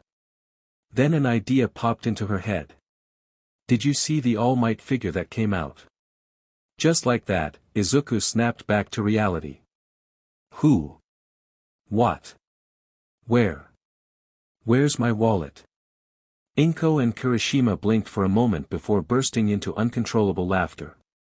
Welcome back, sweetie, Inko managed between laughs, wiping tears from her eyes. Izuku looked around, completely confused. What? Did I miss something? After the laughter subsided, Kirishima turned to Izuku with a mischievous grin. So, want to know how your mom broke out of your stupor? Izuku nodded, still looking slightly confused. She pulled out the old and new All Might action figure has come out, Kirishima explained. Izuku's face immediately turned red as he looked at his mother with a hurt expression. Mom! You used All Might to snap me out of my stupor. Inko just whistled innocently, her hands behind her head as if she hadn't done anything wrong. I have no idea what you're talking about, she said with a completely straight face. Kirishima burst out laughing again. Mama Midoriya is savage. Izuku continued to look betrayed, his solar powers causing him to glow slightly with embarrassment. Traitor, he muttered, looking at his mother. Inko simply winked. A mother's got to do what a mother's got to do. Chapter 7, Part 7 of Late Bloomer. 1 week before the U.A. exam, Izuku stood with Kirishima, Mina, and Tsuyu during their final training session. His notebook was out, meticulously documenting the results of his solar enhancement shared power experiments. Okay, Izuku announced, let's test the solar enhancement on Mina and Tsuyu. With Kirishima's crystalline form as a previous reference point, Izuku carefully touched Mina first. Her pink skin began to shimmer with a subtle solar-enhanced glow. Whoa! Mina moved her hands, noticing slight changes.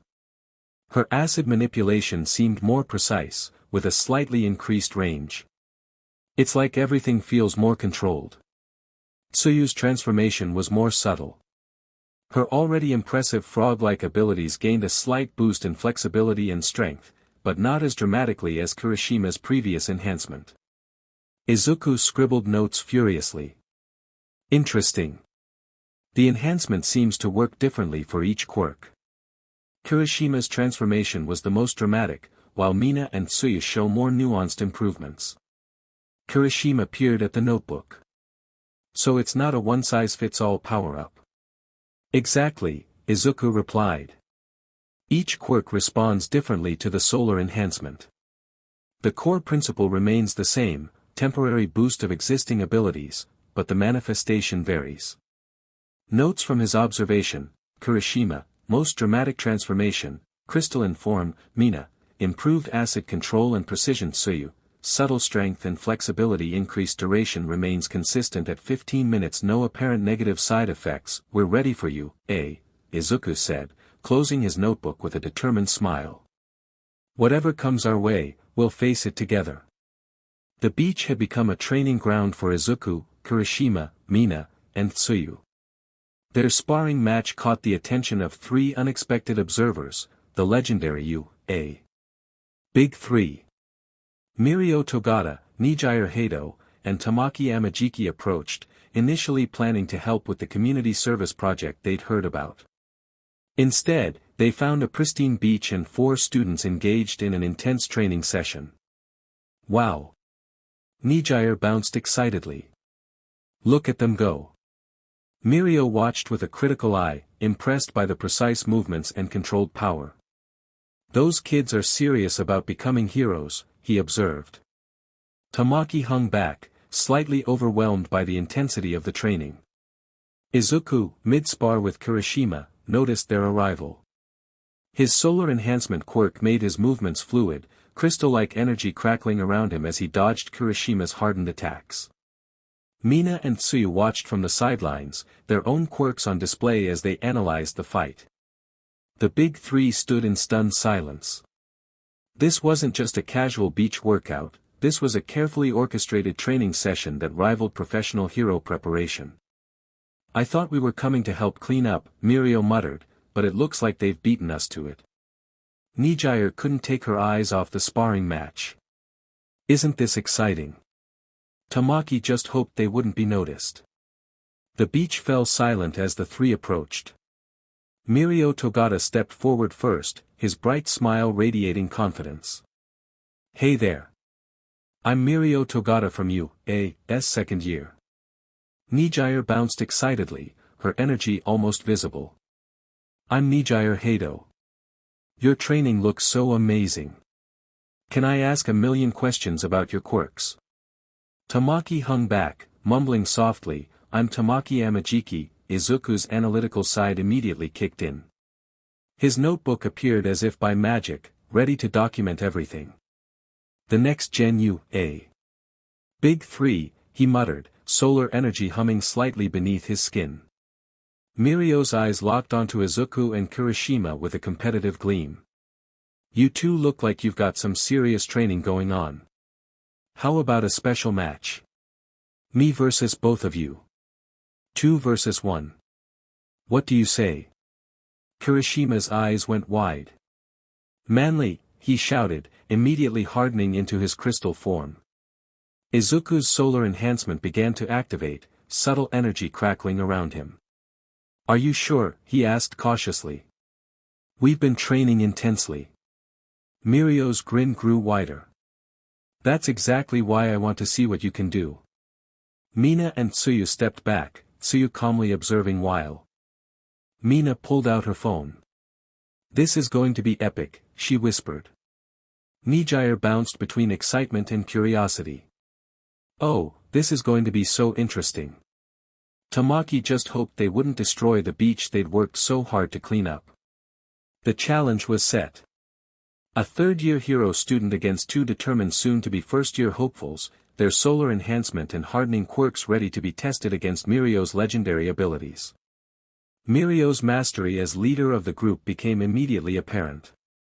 His quirk turned him into an impossible target, Izuku's solar-enhanced strikes and Kirishima's hardened attacks phased through him like he was made of mist. The beach sand kicked up with each missed blow, their increasingly frustrated attacks meeting nothing but air as Mirio seemed to dance between dimensions. Is that all? Mirio's cheerful voice echoed as he reappeared behind them, that unwavering smile still plastered across his face. Midoriya hovered slightly off the ground, her eyes sparkling with fascination. Oh. Oh. Did you see how they almost got him that time, she called out, while Mina's phone tracked every movement, her golden eyes wide with amazement. Blow after devastating blow missed their mark. Izuku's solar energy crackled uselessly through empty space while Kirishima's crystalline form sliced through afterimages. The 2 soon-to-be first years found themselves facing an overwhelming truth: how do you hit someone who could simply choose not to be there? Mirio's movements defied conventional combat logic. One moment he was directly in front of them, the next he'd sink through the beach sand only to burst up behind Kirishima with a lightning-fast strike. Prediction is key in hero work, he called out cheerfully, his fist phasing through Kirishima's crystal defense before solidifying for a perfectly timed impact. Izuku analyzed each movement, solar energy pulsing as he tracked Mirio's patterns.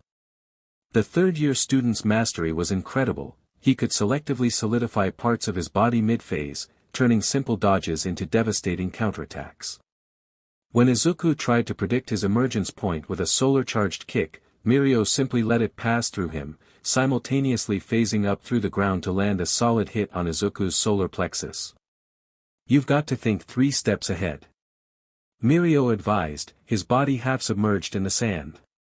A hero who can't adapt, he vanished mid-sentence, reappearing between them, won't last long in the field.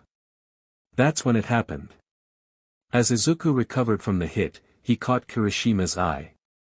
In that split second, both boys noticed something crucial about Mirio's technique. Kirishima's crystal form reflected the sunlight in a particular way, and Izuku's solar energy seemed to react whenever Mirio phased nearby. Without speaking a word, a plan formed between them, one that might just turn this seemingly impossible fight around. The shift in their stance was subtle, but Mirio noticed it immediately. His smile grew even wider, recognizing the look of students who just figured something out. "Oh," he said, readying himself. "Show me what you've learned."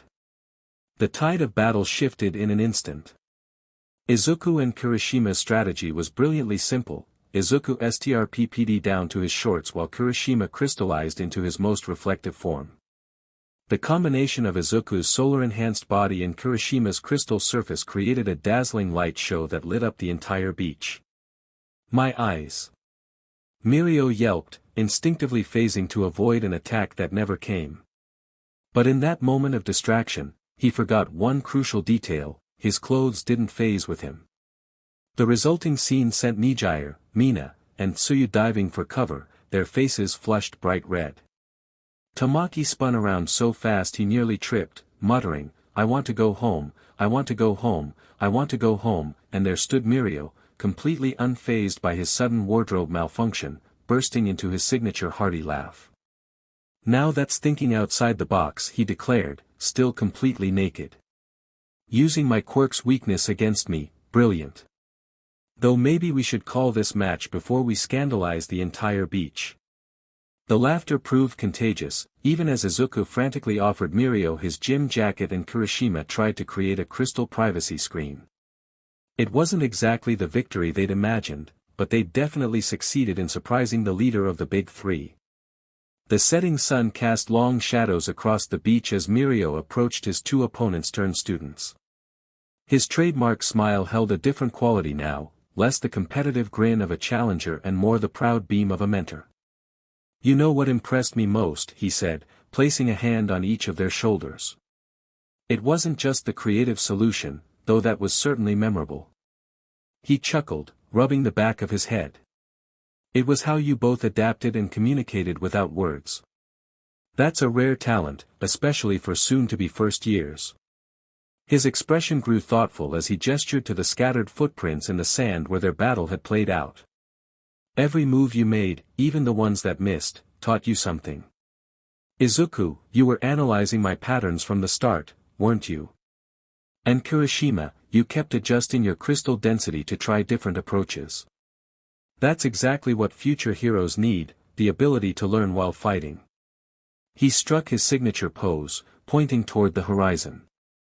"A true hero's strength isn't just in their quirk or their muscles, it's in their ability to grow from every experience, even," he paused for dramatic effect, his grin turning slightly sheepish, "unexpectedly naked ones." Behind them, Midoriya could barely contain her giggles, while Tamaki seemed to be trying to sink into the sand from secondhand embarrassment. But Mirio's words carried the weight of experience, making even this awkward moment feel like a valuable lesson. Chapter 8, The U.A. Entrance Exam Part 1. The U.A. Entrance Exam. 4 friends stood together in the shadow of U.A. High School, their hearts pounding with anticipation. The massive building loomed before them, its glass and steel architecture a testament to the prestigious Hero Academy it housed. They exchanged determined glances, each knowing that beyond those imposing gates lay the challenges that would test their dreams of becoming heroes. Bakugo Katsuki shattered the moment of anticipation, barreling through the crowd with his usual explosive energy. His attempt to shoulder-check Izuku went hilariously wrong when he collided with Kirishima's instinctively hardened form instead. The impact sent him stumbling backward, his face flushing red with a mixture of rage and embarrassment. "Watch where you're standing, you extras." Bakugo snarled, trying to maintain his dignity despite his failed intimidation attempt. Kirishima couldn't help but laugh, his sharp teeth flashing in a good-natured grin. "Sorry, man. Guess my hardening quirk has gotten pretty reliable lately," Kirishima offered, extending a hand to help Bakugo up, which the explosive teen predictably swatted away. Izuku watched the scene unfold with a mixture of concern and amusement, solar energy quietly humming beneath his skin. Some things never changed, even on the brink of the most important test of their lives. Bakugo was still Bakugo. Mina leaned closer to Azui, her pink skin practically glowing with amusement as she watched Bakugo's failed attempt at intimidation. "Wow, is he always this?" she gestured vaguely at the fuming blonde, Explodey. "Ribbit," Azui replied, her large eyes studying Bakugo with that characteristic direct honesty. "He reminds me of those pufferfish that blow up when they're startled." "I'll say that to his face too, Ribbit." "I heard that, raccoon eyes." "And you, frog face." Bakugo whirled around, small explosions popping from his palms like angry firecrackers. Mina burst into laughter, throwing her head back. "Raccoon eyes. I kinda like it." "Hey, Kirishima, your friend's pretty creative with nicknames. Don't encourage him." Kirishima called back, still grinning from their earlier collision. Azui simply placed a finger to her chin, completely unfazed. "If you're trying to be intimidating, Ribbit, you might want to work on your landing next time." "Just saying what I think, as always." The exchange only made Bakugo's face redden further, a vein visibly pulsing on his forehead as he struggled to maintain what was left of his dignity.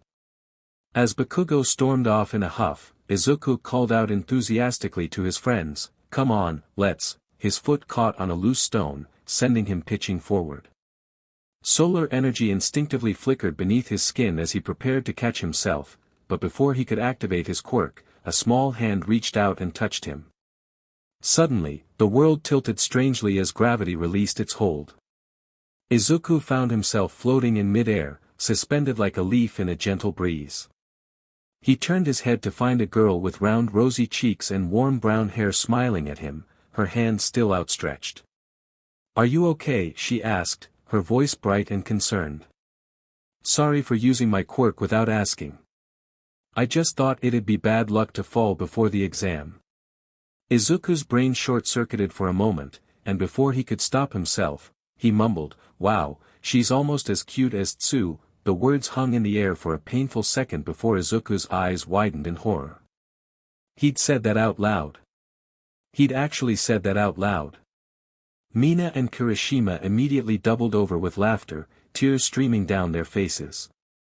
Azui's cheeks turned a brilliant shade of red that rivaled Kirishima's hair, while the brown-haired girl's face bloomed pink to match her rescue pad fingers. "Release," the girl squeaked, pressing her fingertips together. Izuku dropped back to earth with both his body and his dignity thoroughly bruised, wishing his solar enhancement included the power to turn invisible. The group of 5 made their way into U.A.'s main building, their footsteps echoing through the pristine hallways. As they approached the testing room, Izuku felt a familiar warmth in his chest, not from his solar enhancement, but from memories of countless study sessions with his friends. Late nights poring over his mother's law books, equations from his father's old physics texts dancing in his head, and all those science volumes they'd tackled together. He'd made sure everyone was prepared, turning their preparation into a team effort that brought them even closer. "Dad," he thought, his hand tightening around his pencil, "I wish you could see this. I'm going to make you proud today."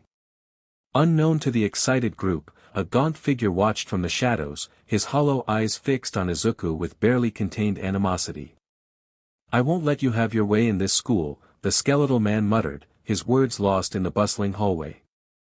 As they filed into the testing room, Uraraka gave Izuku an encouraging smile that nearly made him forget his own name again. Mina nudged him playfully, while Kirishima flashed a sharp-toothed grin. Tsu's quiet presence beside him felt like an anchor, grounding him in the moment. The written exam papers landed on their desks with a soft thud. Izuku took a deep breath, solar energy humming quietly beneath his skin. All those study sessions, all that preparation, it was time to show what they could do. The scratching of pencils filled the examination hall until a single chair scraped back, drawing every eye in the room. Izuku stood, test paper in hand, with a full hour remaining on the clock. The solar energy beneath his skin seemed to make his confident smile glow even brighter. Snipe, who was monitoring the exam, tilted his head in surprise. "Partner, you still have a whole hour left. Sure you don't want to double-check your answers?" "Already did, twice," Izuku replied, his smile so radiant that Snipe had to shield his eyes. Looking back, the test hadn't been as challenging as he'd expected, just one or two questions where he'd needed to uncover hidden meanings in the hero laws and physics problems. His father's old books and all those study sessions had more than prepared him. The reactions from his friends came in rapid succession. Mina dramatically slumped over her desk, fake sobbing into her answer sheet. "Don't abandon us, Izu," she whispered wailed, earning a stern look from Snipe. "So manly." Kirishima mouthed silently, his jaw hanging open in awe, stars practically visible in his eyes. Azui's expression was softer, a mix of pride and something else as she watched him, a slight blush coloring her cheeks as she gave a quiet "Karo" of approval. Uraraka stared at him with undisguised amazement, her pencil forgotten in her hand. The look made Izuku's ears turn pink, reminding him of his earlier embarrassing slip-up. From the back of the room, Bakugo's pencil snapped in his grip, his teeth grinding audibly. "DMN Deku," he seethed internally, always trying to show off, thinking he's better than me. As Izuku handed in his paper, he caught a glimpse of something in the hallway, a shadow that seemed to move on its own, accompanied by the sensation of being watched.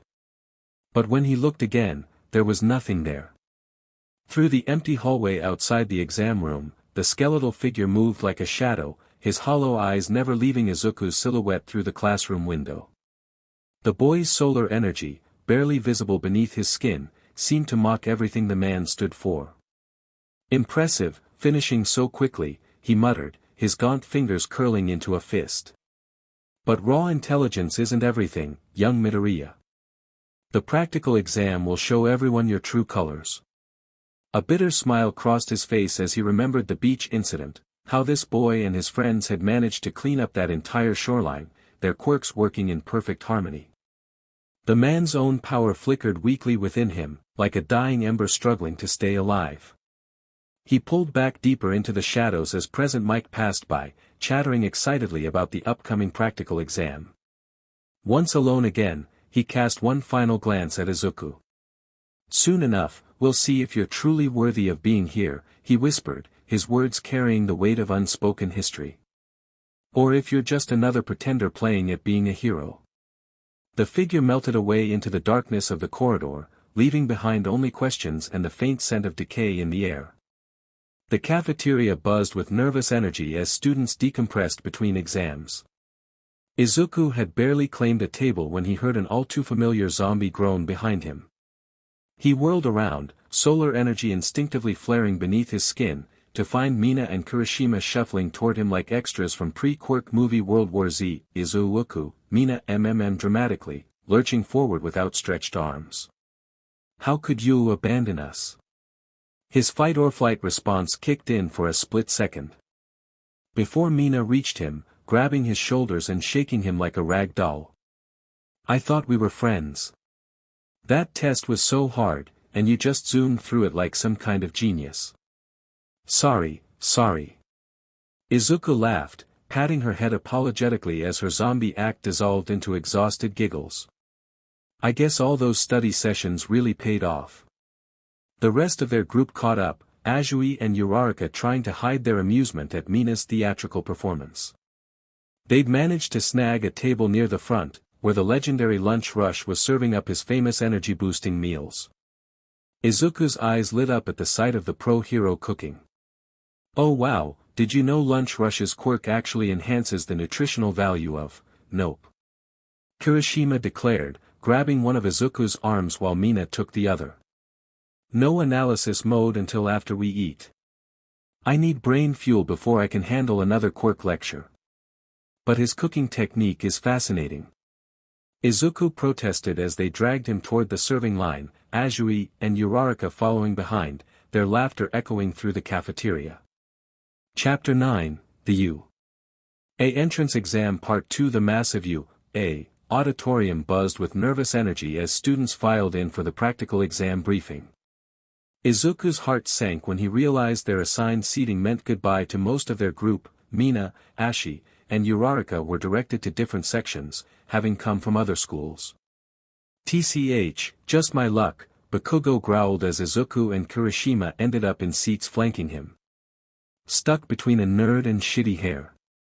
Before any tension could build, the lights dimmed dramatically.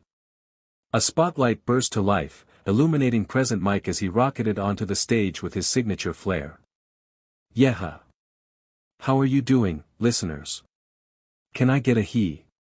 The auditorium fell into awkward silence, except for 5 enthusiastic voices. Izuku and Kirishima exchanged grins before shouting HEY in perfect sync, while across the room, Mina, Ashi, and Uraraka's voices rang out just as eagerly. Present Mick's smile could have powered the whole building. Thank you, little listeners. Finally, some proper audience feedback. He shot finger guns toward their general directions while the rest of the students sat in bewildered silence. Bakugo slumped lower in his seat, muttering something that sounded suspiciously like, surrounded by idiots.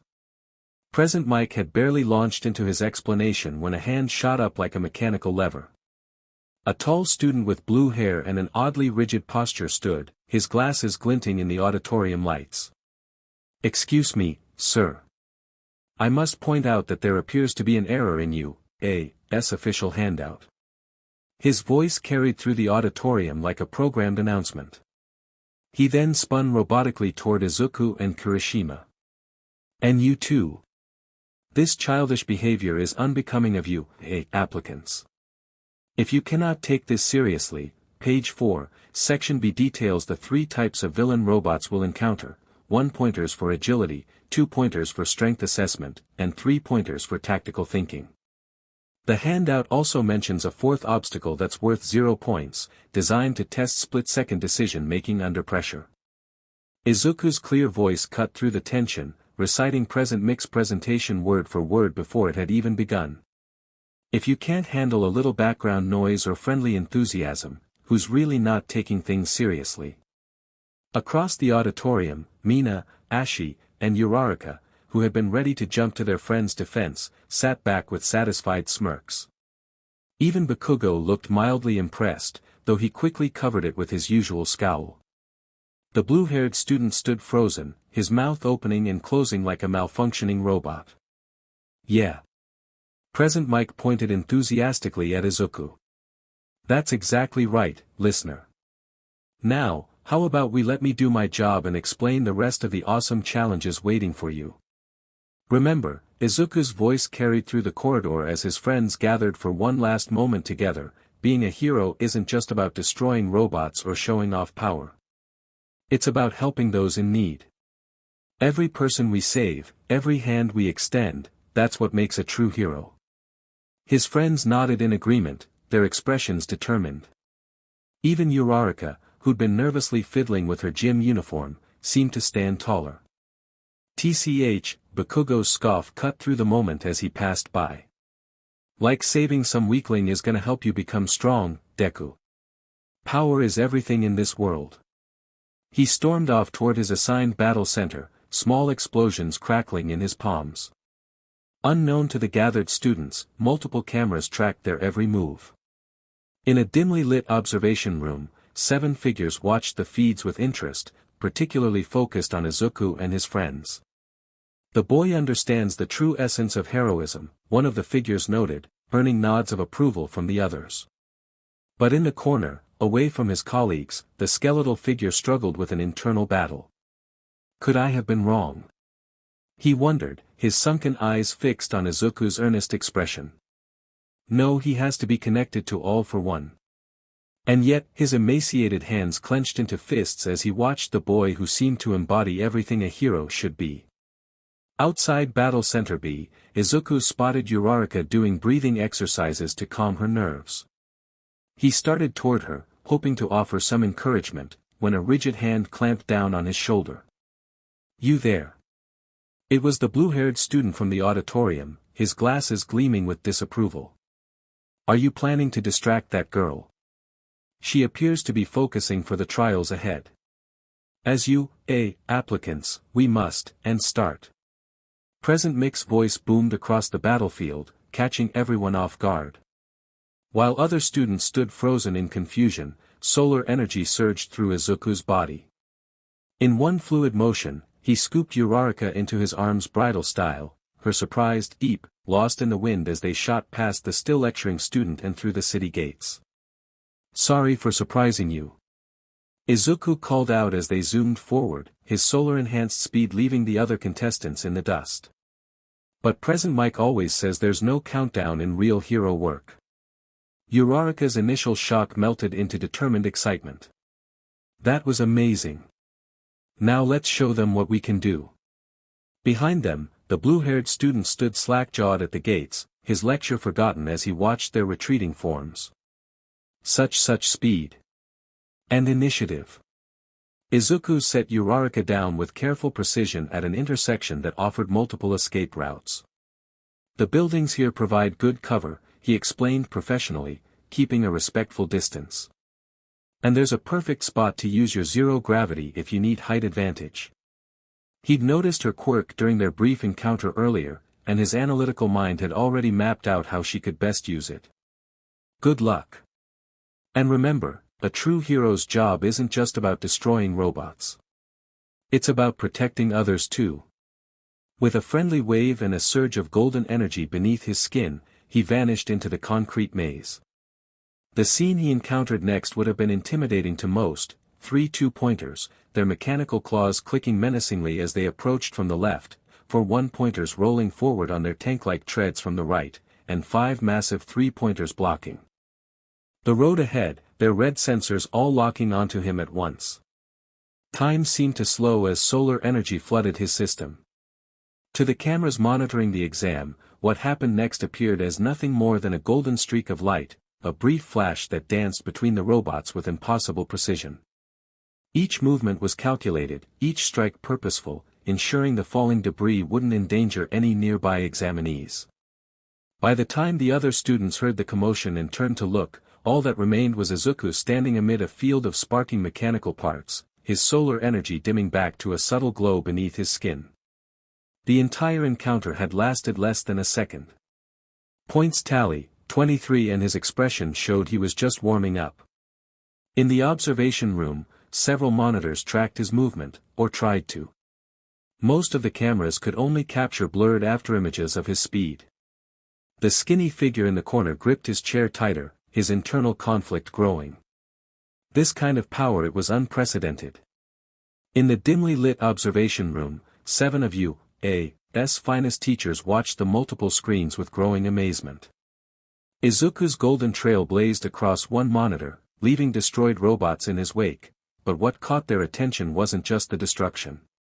It was how he deliberately angled falling debris away from other participants, how he paused his own point gathering to guide lost examinees toward safer routes. All Might clutched his left side as pain shot through him, his internal conflict visible on his gaunt face. Everything he'd suspected about the boy, every dark theory about a connection to All for One, it all seemed to crumble in the face of such purely heroic instincts. "Would you look at that?" Midnight marveled, leaning forward in her chair. "The precision control at that speed is extraordinary." "Kid's got the tactical mind of a pro already," Snipe added, tipping his hat in approval. "Notice how he's creating safe zones for the other examinees." Power Loader nodded appreciatively.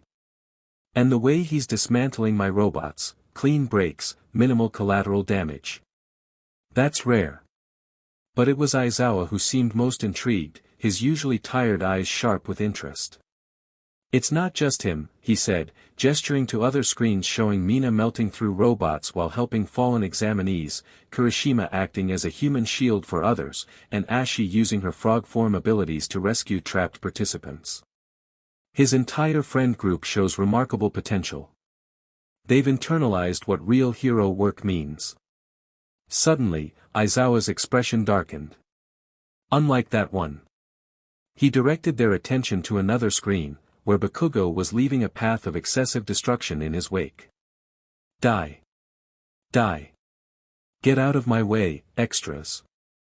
Bakugo's voice crackled through the speakers as he blasted another robot, the explosion far larger than necessary, forcing nearby examinees to dive for cover. Powerful, yes, Midnight frowned, watching Bakugo's rampage. But that attitude, raw power without restraint, Ken Ishiyama shook his head. Reckless. Dangerous. Two sides of the same coin, Aizawa mused, his gaze shifting between Izuku's and Bakugo's screens. One understands that heroism is about more than power. The other, the teachers fell silent as they continued to observe, the contrast between the two students growing starker with each passing moment. In the corner, All Might's internal struggle intensified. Had he been wrong all this time? The evidence before him painted a picture so different from what he'd feared. Chapter 10, The U.A. Entrance Exam Part 3. Uraraka's vision blurred as her quirk's nausea hit hard. 3 3-pointers had her cornered, their mechanical arms reaching for her. Just as hope seemed lost, a familiar golden streak blazed through the air. Izuku appeared before her, his eyes glowing with solar energy as he melted the robots with precise heat vision. Are you alright? He asked, his voice filled with genuine concern. Though she nodded, Izuku could see the telltale signs of her quirk's backlash. A moment of internal debate crossed his features. He hadn't revealed this aspect of his power to anyone outside his close friends, but, Uraraka, I'm going to do something. Do you trust me? She looked up at him, struck by the warmth and determination in his eyes. What do you mean?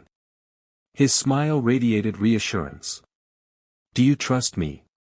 She nodded, and Izuku placed his hands on her shoulders. Suddenly, energy unlike anything she'd ever felt coursed through her body. The nausea vanished instantly, replaced by incredible vitality. Her quirk felt different too, stronger, more versatile, as if new possibilities had opened up. This boost will last 15 minutes, Izuku explained, stepping back. Don't worry, no side effects to worry about. Now show them what you can do. With that, he shot back into the fray, leaving a newly energized Uraraka ready to face the challenge. The observation room had fallen into stunned silence as the teachers processed what they'd just witnessed. Recovery Girl was furiously scribbling notes, muttering about quirk enhancement without drawbacks, while Midnight rewound the footage of Izuku's power transfer. Principal Nizu, present Mike, broke the silence, uncharacteristically serious. You mentioned the correspondence courses for students with dangerous quirks program. But that program's acceptance rate is 3 student every 3 years. Yes, Nizu replied, pouring himself a fresh cup of tea with an amused glint in his eyes. Young Midoriya, young Kirishima, and one more student completed the course that was given to them. The files before you tell quite the story. The teachers flipped through the documents, their eyes widening at each page. Solar enhancement that can be transferred to others. Power loader whistled low. And these power output readings, the boy's control is remarkable, Aizawa noted, scanning the training logs. Especially considering how his quirk manifested. All Might paused at a particular page. It says here he floated out of his bed and crashed through 2 floors of their house. Ah yes, Nizu chuckled, clearly entertained by the memory. Quite the dramatic awakening. The boy went to bed quirkless one night and woke up crashing through not 1, but 2 floors of his family home. His poor mother was quite startled to find him in the attic, completely unharmed and glowing like a small sun. That kind of sudden manifestation, Recovery Girl mused, it's unusual for such a powerful quirk to appear so late and so explosively. Which is precisely why he was fast-tracked into our special program, Nizu continued. A quirk of that magnitude, appearing so suddenly, he needed immediate guidance to prevent accidents. Though I must say, his control was remarkable even from the start.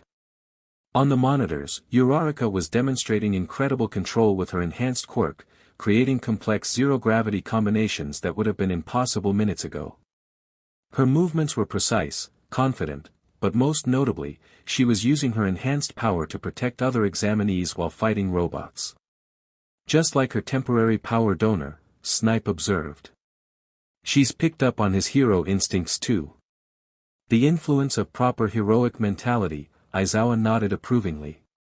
Even with suddenly enhanced powers, she's thinking about others' safety. Recovery Girl finally looked up from her notes. Principal, if I may, this power-sharing ability wasn't in his original file from the program. No, Nizu agreed, his smile returning. Young Midoriya's quirk seems to be evolving. Fascinating, isn't it? Though I suspect he's been keeping this particular development quiet, testing it carefully with those he trusts most. Like those friends of his, Midnight added, gesturing to other screens showing Mina, Kirishima, and Azuri's impressive performances. All Might watched silently, his emaciated form hunched in his chair. The story of Izuku's quirk awakening didn't fit any pattern he knew, not all for one's methods, not any villain's work. Just a random, powerful quirk manifestation that the boy had learned to control and use for others' benefit. Well then, Nizu chirped, breaking the contemplative mood. Shall we see what other surprises our examinees have in store? After all, his beady eyes twinkled mischievously. We haven't even released the zero-pointer yet. Kirishima wiped sweat from his brow, his hardened skin gleaming under the mock city's sun. 5 minutes left, and he'd spent most of his time playing damage control for the living explosion in his testing site. Man, I really drew the short straw here, he muttered, watching Bakugo blast another robot while showering nearby examinees with debris. Die, you scrap heap. Bakugo's voice echoed through the street as another explosion rocked the area. Seriously. Kirishima hardened his body just in time to shield 2 examinees from falling metal. Wish I was with Midoriya, we could be pulling off some epic combo moves right now. Instead, I'm stuck babysitting Mr. Anger Management. His points counter was painfully low, just 30 villain points. He knew Izuku must have racked up double that by now. But every time Kirishima tried to focus on taking down robots, Bakugo would unleash another reckless explosion, forcing him to protect nearby participants. A memory flashed through his mind, Izuku's voice from one of their training sessions, being a hero isn't about the flashiest moves or the highest scores. It's about protecting people who need help, even when no one's keeping count. Kirishima's sharp-toothed grin returned as he watched Bakugo charge toward another group of robots, other examinees scrambling to get out of the blast radius. Yeah, you're right, Midoriya. Sometimes being manly means doing the unglamorous work. He hardened his skin to its maximum density and sprinted after Bakugo. Besides, somebody's gotta keep this ticking time bomb in check. Nizu pressed a red button on his console, and across every battle center, the ground began to shake. Buildings trembled as massive forms emerged from hidden underground bays, the zero-pointers, each one towering over the mock cities like mechanical kaiju. My, Nizu hummed, watching the multiple screens. It seems we have quite different reactions in each arena. In Battle Center A, Mina skidded to a halt, acid dripping from her hands as she stared up at the colossal robot. In Center C, Azuri's expression remained calm even as her powerful legs tensed for action. But it was Centers B and D that drew the teacher's immediate attention. Now this is interesting, Aizawa leaned forward, eyes fixed on the monitors. Look at young Bakugo and Kirishima's sight. The explosive teen had actually stopped his rampage, a manic grin spreading across his face as he stared up at the mechanical monster. Behind him, Kirishima stood protectively in front of a group of examinees, his hardened skin catching the sunlight. And in Center B, Present Mike pointed at another screen, where Uraraka was still riding the wave of Izuku's power boost. But something was wrong, she'd overextended herself despite the enhancement, and now knelt behind some debris, catching her breath. Young Midoriya has already accumulated more than enough points to pass, Recovery Girl noted, checking the scores. Let's see what choice he makes. The cameras caught Izuku pausing mid-flight, his head snapping toward the zero-pointer as it advanced toward the section where Uraraka rested. His expression shifted from surprise to determination in an instant. Principal, All Might spoke up suddenly, noticing something in Izuku's stance. That look in his eyes, yes, Nizu's smile grew wider. The same look he had when he first came to us for training. The question isn't whether he'll help, it's how many of our expectations he'll exceed while doing so. The massive robots continued their advance, and across 4 battle centers, 4 very different stories were about to unfold. The power boost had taken its toll on Uraraka. Without the months of training Izuku's other friends had, her body struggled to handle the enhanced quirk, leaving her collapsed and gasping behind debris as the zero-pointer's massive treads approached. Izuku hovered above the chaos, his enhanced hearing picking up her bread breathing, but the swirling dust clouds obscured his vision. Frustration mounted until suddenly, his vision shifted, the world becoming transparent like an X-ray diagram. The new ability startled him for a moment before his training kicked in. Focus, adapt, control, he reminded himself, quickly pinpointing Uraraka's location just feet away from the zero-pointer's advancing tracks. Golden energy flared around him as he shot toward the mechanical behemoth. His breath came out in a crystalline stream, coating the massive robot in a layer of ice that crackled and spread across its surface. What happened next would be whispered about in U.A.'s halls for years to come. Drawing on 80% of his stored solar energy, Izuku seized the frozen zero-pointer. Muscles straining, solar power blazing like a second sun, he lifted the colossal machine. With a roar that echoed across the testing ground, he hurled the frozen robot straight into the stratosphere, where it disappeared with a distant twinkle. The effort drained him completely. As his eyes closed and consciousness faded, he began plummeting toward the ground. But Uraraka, summoning her remaining strength, pushed herself up and activated her quirk. She caught him with zero gravity, then carefully lowered them both to safety. Cradling his head as he slept peacefully, Uraraka stared at the boy who'd saved her twice now. "Who are you, Izuku Midoriya?" she whispered, a slight blush coloring her cheeks. "And why are you so incredibly cool?" The observation room erupted into chaos the moment the zero-pointer vanished into the stratosphere. Holy smokes! Present Mick's voice cracked so hard his quirk accidentally activated, shattering 3 monitors. "Sorry. But did anyone else just see that?" He yeeted a zero-pointer into space. Power Loader had fallen out of his chair, scrambling to check his tablet. That's impossible. Those zero-pointers weigh several tons. The force required to escape Earth's gravity. The calculations, he looked up, eyes wide behind his helmet.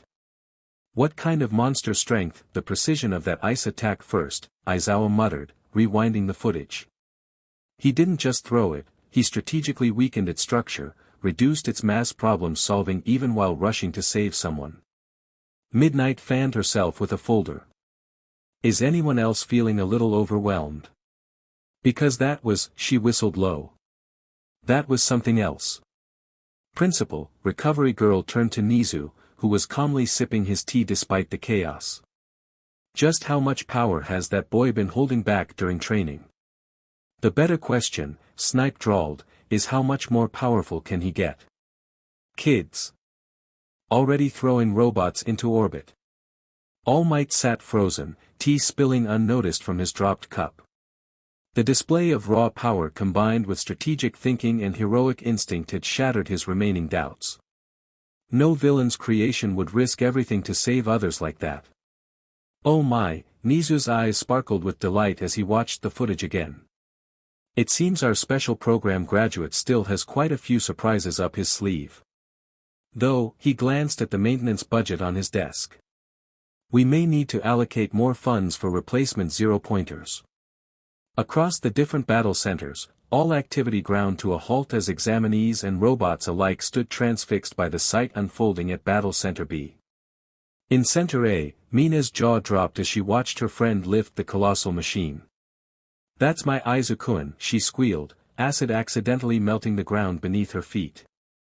"Show them what you can really do." At Center C, Ajui's usually stoic expression broke into a proud smile. "Kero, that's definitely going to be talked about at dinner tonight," she mused, watching the zero-pointer disappear into the sky. Kirishima, still shielding other examinees in Center D, felt tears of manly pride stream down his face. "That's my bro," he shouted, pumping his hardened fist in the air. "Most manly thing I've ever seen.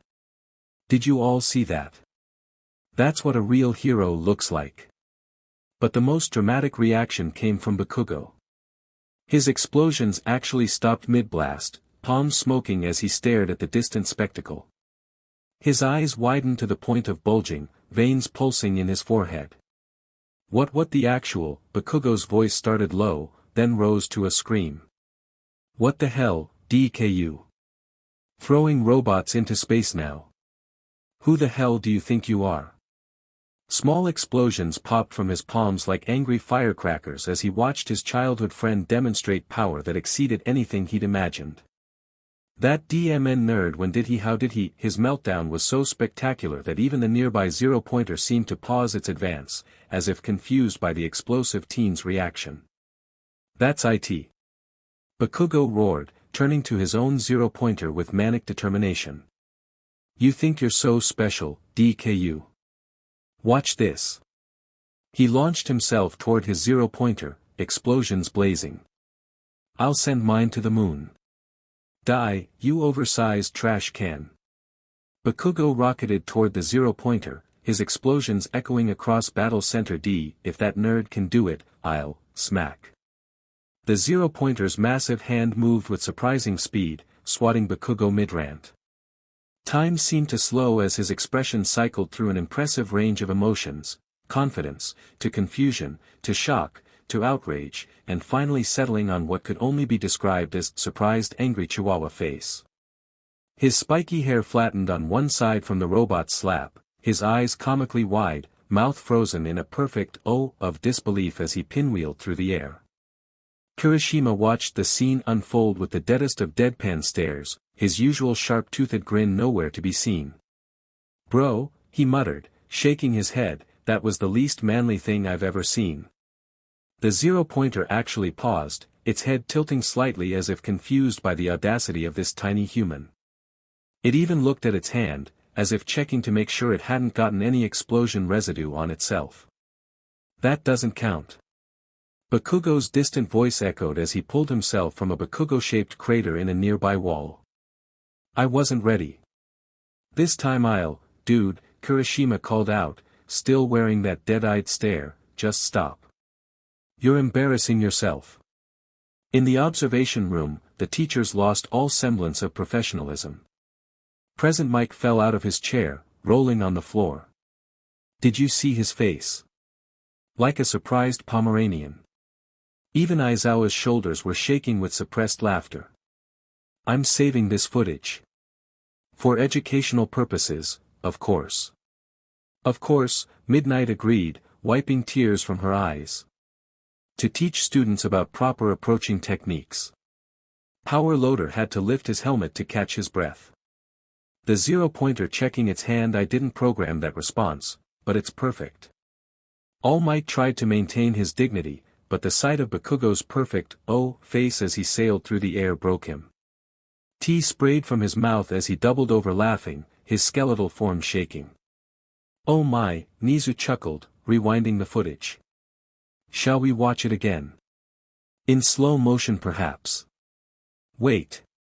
Present Mike wheezed from the floor. "Someone add the Wilhelm scream to this." "Time's up." Present Mick's voice boomed across all battle centers. "The UA entrance exam is officially over." In Battle Center B, Uraraka sat protectively near the still sleeping Izuku, who had a peaceful smile on his face despite having just yeeted a zero-pointer into orbit. Other examinees gathered around, whispering and pointing at the boy who'd performed the impossible. At Center A, Mina stretched her arms with a satisfied grin. Well, that was fun. Though I don't think anyone's going to top Izuku's finishing move. Center C's participants watched in awe as Azuri helped the last few stragglers to safety, her calm demeanor a stark contrast to the chaos of the exam. Meanwhile, in Center D, Kirishima was helping pull a still grumbling Bakugo out of his wall crater, the explosive teen's hair still remarkably flattened on one side. "Let go, shitty hair." Bakugo growled, though with notably less energy than usual. "And if anyone mentions what just happened, dude," Kirishima deadpanned, literally everyone saw it. The 0-pointer recorded it. "I'm pretty sure it's going in U.A.'s greatest hits compilation." In the observation room, Nizu gathered the scoring sheets with a satisfied smile. "Well, that was certainly one of our more memorable entrance exams." "Memorable." Present Mike snorted, still wiping tears of laughter from his eyes. "We had one kid throw a 0-pointer into space and another get slapped into next week by one. This is going down in history." Speaking of which, Power Loader checked his tablet. Has anyone spotted where Midoriya's 0-pointer landed? The teachers paused, looking at each other. "I'll make some calls to the space agency," Aizawa sighed, already dreading the paperwork. All Might watched the sleeping form of Izuku on the monitor, a genuine smile crossing his gaunt face. Perhaps it was time to have a very different kind of conversation with that young man.